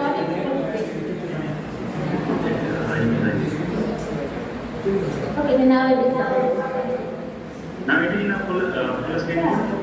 Yes. So in this work, we have proposed a polynomial. We have some extraordinary property other than recursive polynomials. In literature, there are many recursive polynomials like Determinant polynomials, one of the famous polynomial. And then there is a Bell polynomial, Laplace polynomial, Jacobson polynomial. So many recursive polynomials are there. So why we need this polynomial? Okay, so we try to answer some of the questions and also try to put some open problem where interested person can work. So for this presentation, my talk will be around the what is its property, what is direct relation, what is its relation with the other non-polynomial sequences, and any other unexpected behavior of this polynomial. Okay, I am skipping the step and starting with the history. So there is a history of Leonardo numbers in literature. in 1981, a work was proposed by E.W. Discussion where they discussed about the Leonardo numbers and the Fibonacci numbers. And they used these numbers as a Leonardo numbers, or they mentioned these numbers as a Leonardo number. Okay? If you observe then its first number is first term is 1, second term is 1, third term is 3, okay? And so on. So this work was just used in 1981, and then after there was no use of this work. Recently, in 2019, Katrina and Vargas studied a recurrence relation for these terms. These numbers are already in literature, but there was no any recurrence relation for these numbers. So after studying a recurrence relation for these numbers, this term, these numbers, Leonardo numbers, emerged as one of the interesting number sequence in number theory. Nowadays, a lot of works are going on Leonardo numbers. So, what was the recurrence relation? The recurrence relation was this. This is the recurrence relation which was studied by Katrina and Prof. If you closely observe, then this is the just sum of previous two terms and then plus 1.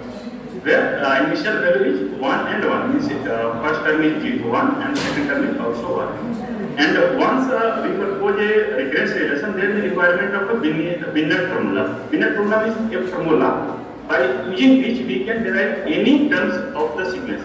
Suppose we want to obtain the second term or third term or nth term, then by putting the value of the n in this formula, we can directly obtain the term of the sequence.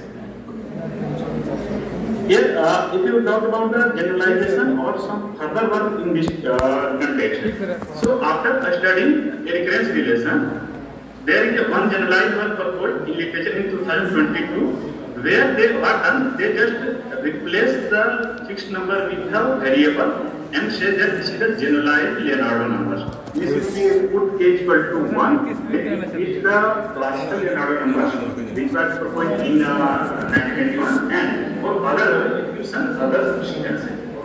So it is one kind of generalization for the Leonardo numbers. There is one another generalization which is known as the Leonardo numbers and Leonardo numbers. So basically, if you talk about the Leonardo number, then it is a particular case of the Leonardo polynomials. If you talk about the Fibonacci numbers, okay, so general, one of the generalizations Fibonacci number is K Fibonacci numbers. Okay. One of the generalizations Fibonacci number is K Fibonacci numbers.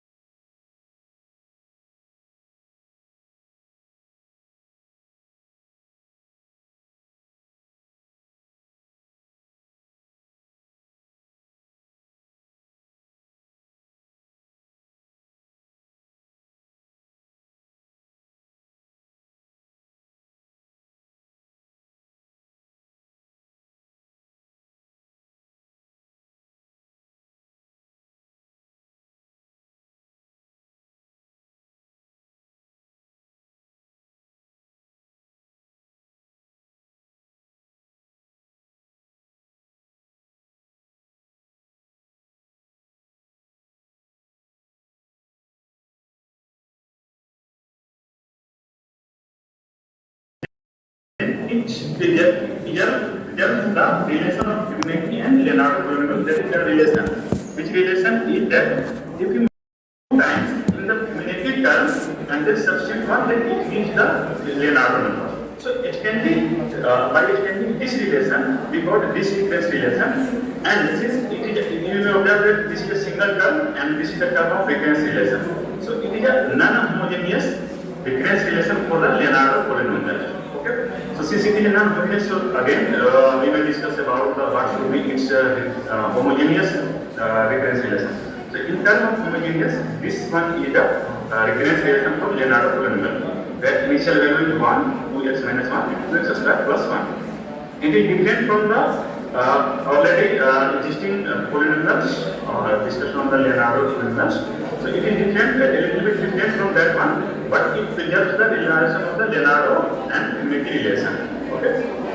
And I discussed that since it is a polynomial sequence, so again we are discussing about the Wiener type formula for this sequence. And for this we have developed this one after doing a lot of calculation, we got that this is its Wiener type formula. And if we do a little bit substitution, then we observe that we get this upon by this, and under root x square plus 4 by under root x square plus 4 gives minus 1. So we get this thing. And if you observe, then on comparing with the Fibonacci, here look at, on comparing with the Fibonacci polynomials, we have this Wiener type formula and substitute n equal to n plus 1. Then it will be alpha to the power n plus 1, beta to the power n plus 1, and there is no any other term of n. So here, look at it is alpha to the power n plus 1 minus beta to the power n plus 1 and this thing. So this is basically a n plus 1th term of the Fibonacci polynomial. Okay? So we may say that UNX is related in this manner with the Fibonacci polynomial. So once we know the Fibonacci polynomial, we can directly calculate in this formula the nth term of the Leonardo polynomials. This is nothing else, but since this polynomial has many beautiful properties, so we can say that of course this is the some interesting relation with the Fibonacci polynomial. Here, since we observe this relation, okay. So after this relation, if someone is working on a Fibonacci polynomial or any recursive polynomial, then you may observe that there are more than 10,000 papers on the Fibonacci numbers and polynomials. Okay, discussing mainly, some are discussing about their binomial aspects, some are discussing their application in some other branches. So we once we know these properties, then by applying this result, we can derive many properties of the Leonardo polynomials. And it opens a new area for further investigation and research. So by in this context, it is also one of the important factors for this Leonardo polynomials. Okay, this one is called expression, that is explicit expression. If you run R from 0 to greatest integer n by 2, then it gives the Leonardo polynomials which we discussed earlier. In some sense, Wiener type formula is important. In some sense, explicit expression is important, and this formula you derive any identity or try to prove any kind of identity. Next result we have discussed that so even in that Leonardo polynomials are even function with all digits are not odd, but they are almost, you can say that it is almost odd, not odd function but almost odd function. Okay. Next we are going to discuss about the irreducibility. Before that we have discussed that if there is any Leonardo polynomial, for simplicity we use that let Unix barabar this, Unix is equal to n and in a value form, then if substitute x equal to 1, then it gives the sum of the coefficients of this polynomial and it is the nth term of the Leonardo numbers. So basically sum of the coefficients of Leonardo polynomials is the nth term of the Leonardo numbers. This is one another property. And for different value of n, here we have proposed here there is some Leonardo polynomials. And if you look here, then you may observe that the last term, that is a constant term, all are either plus 1 or minus 1. And if you observe about the coefficient of higher order, then all the terms are multiple of 2. Okay? And if you observe about the in between term, okay? If you look on these terms, then all these numbers are even numbers. Look here. All the terms, all the coefficients this side are even numbers. So we will think about the irreducibility of this polynomial. Okay? And since all the numbers are multiple of 2, that is even number, that is all coefficients are multiple of 2 except constant. So we will think about the consistent criteria with the prime p is equal to 2. Okay.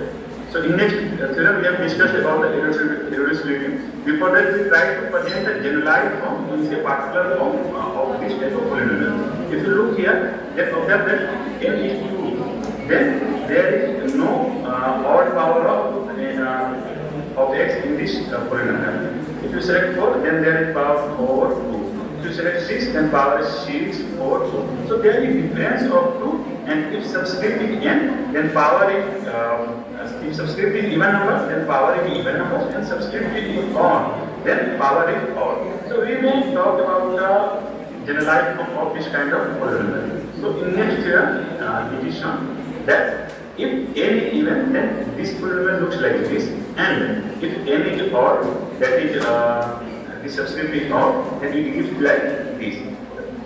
So these two are polynomial form of generalized form of Leonardo polynomials. And here in next theorem we discuss about the nth power of the roots of the characteristic roots. Characteristic is corresponding to the recurrence relation. So in literature there are, if you try to prove some identity, then we require some powers of roots of given recurrence relation. So here if you talk about alpha, which is the first root, and beta is the second order root of a second order recurrence relation corresponding. So each nth and plus 1 power gives this recurrence relation. A similar work has been already done for the unity polynomials. So these results hold some similar kind of property similar to the unity polynomial.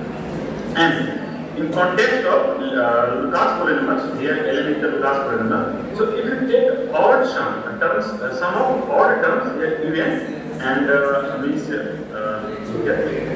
this is first term, this is second term, this is third term, this is fourth term, and this is fourth term. So just take alternate sum.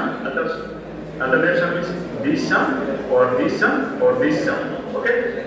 So if you take alternate sum, so for Lucas, so Fibonacci polynomials, it gives Lucas polynomials, but for Leonardo polynomials, it gives 2 times Lucas polynomials minus 2. Okay. So again, there is a similar property equivalent to the Fibonacci polynomials.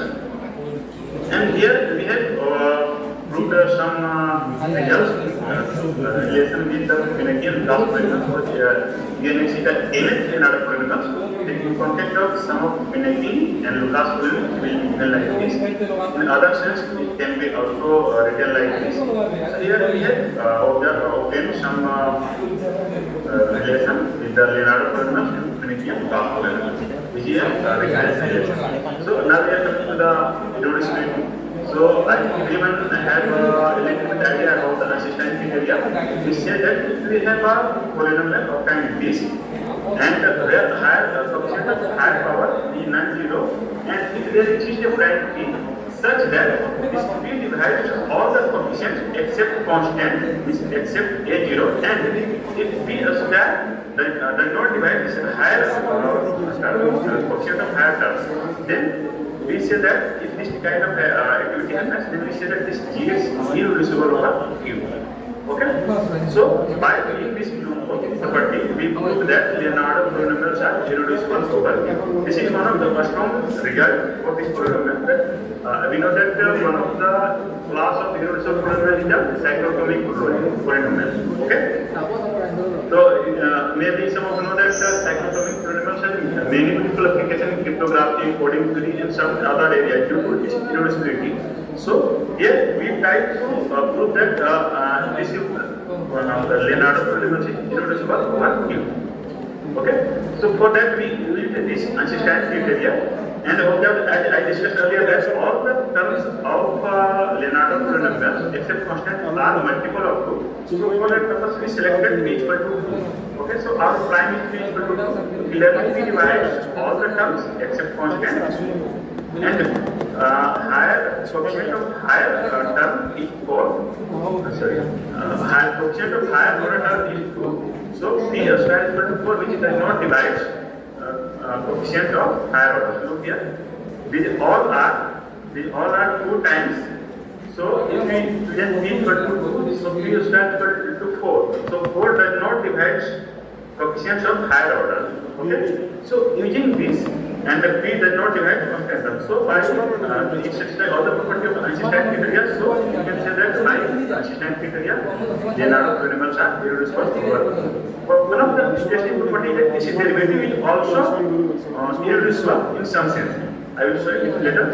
For example, here I have collected a particular example. If you select n is equal to 10, then this is the 10th polynomial, 10th Leonardo polynomial, and selected p equal to 2. So there are that p divides with all the coefficients, okay, and p does not divide 1. Okay, and if we get p square, then it will be p square equal to 4, which does not divide 2. So clearly it satisfies all the requirement of the consistent criteria, and thus by the consistent criteria we say that these polynomials is irreducible over P.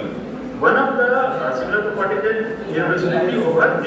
So for irreducibility over Z, it says that a polynomial is irreducible over Q, and if its content means GCD of all the coefficients. So here GCD of 2, 18, 56, 70, 30, and 1. If GCD of all these contents is 1, then this polynomial is irreducible over Q. Like that, it will be irreducible over Z also.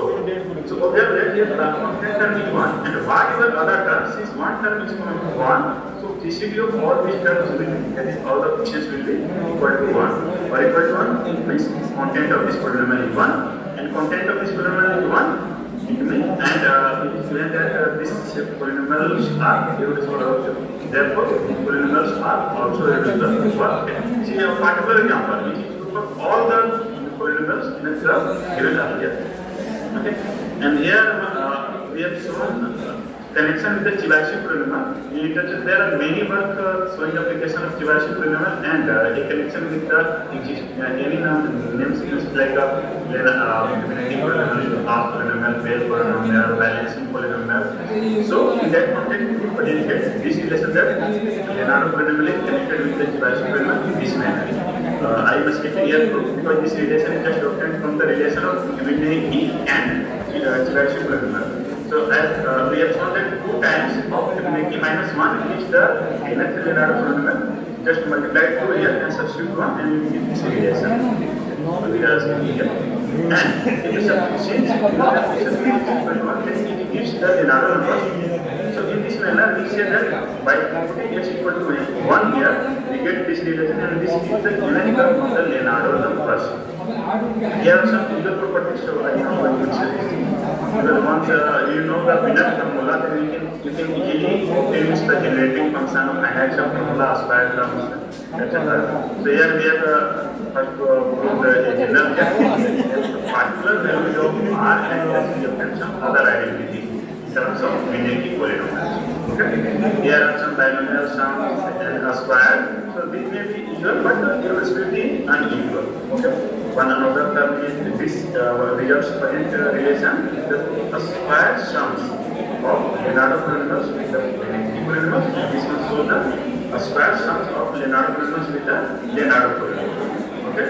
These ones are genetic functions. These are also not too much interesting results. Then once you know the intense relation, you can easily obtain its genetic function. So I will say first one is ordinary genetic function, and second one is exponential genetic function. And some other genetic functions are pointed here. This genetic function is called even index Leonardo polynomials. This one genetic function is called odd index Leonardo polynomials, and some other genetic functions are pointed. Now I will do the derivative of this polynomial.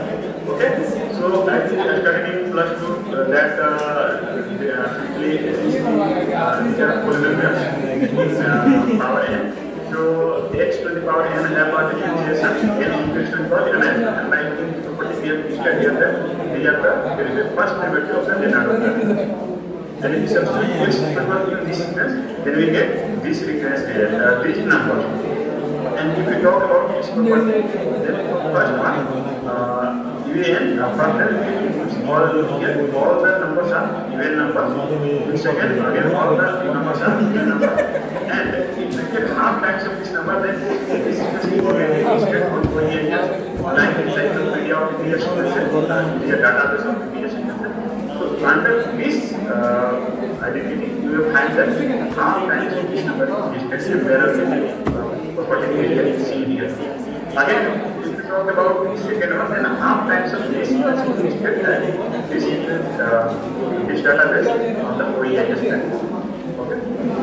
So our second one of the important here is that first derivative of the NR formula for all indexes is the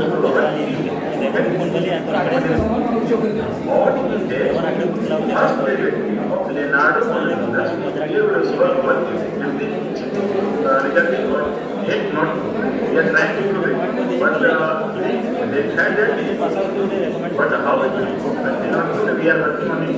Anyone who are working on numbers can try to do this problem. So for it, we have tried to this maybe our simplification of the try some classical results. There are some other results like Newton polygon method. We have not tried yet them, but we have verified using Maple software that the polynomials are irreducible over. Okay, and the odd indication. So first odd indication except greater than 1. So if you can say and we know that for any polynomials, if there is a root in grid, then it is irreducible over that. Okay, so if we create the degree of unity and the actual, so it is not irreducible over. Okay, again if you talk about 5 assets, irreducible over assistant criteria for 3 but we need not find any general rule we can claim that obviously this will be irreducible over. Okay, so this is open problem.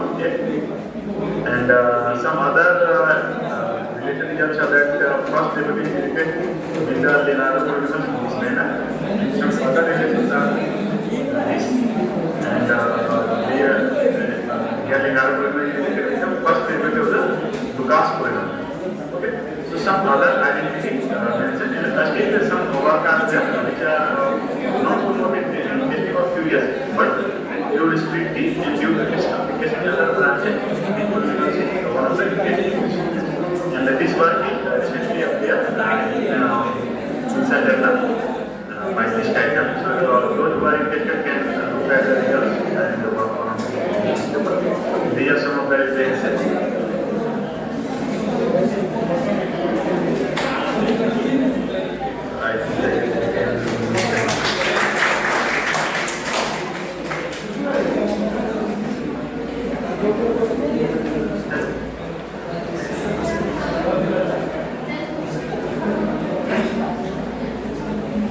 Hello.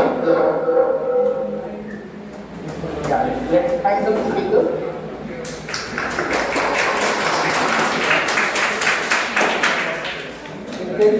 From the audience.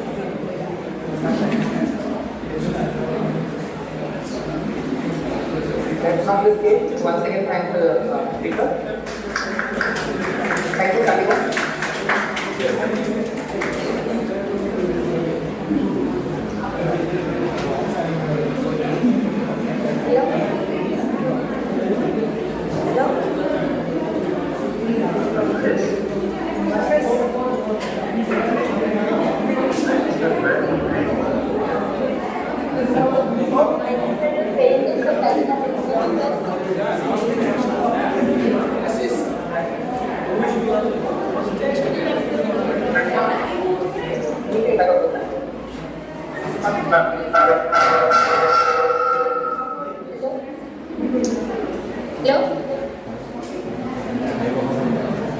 Yes, yes, you are audible.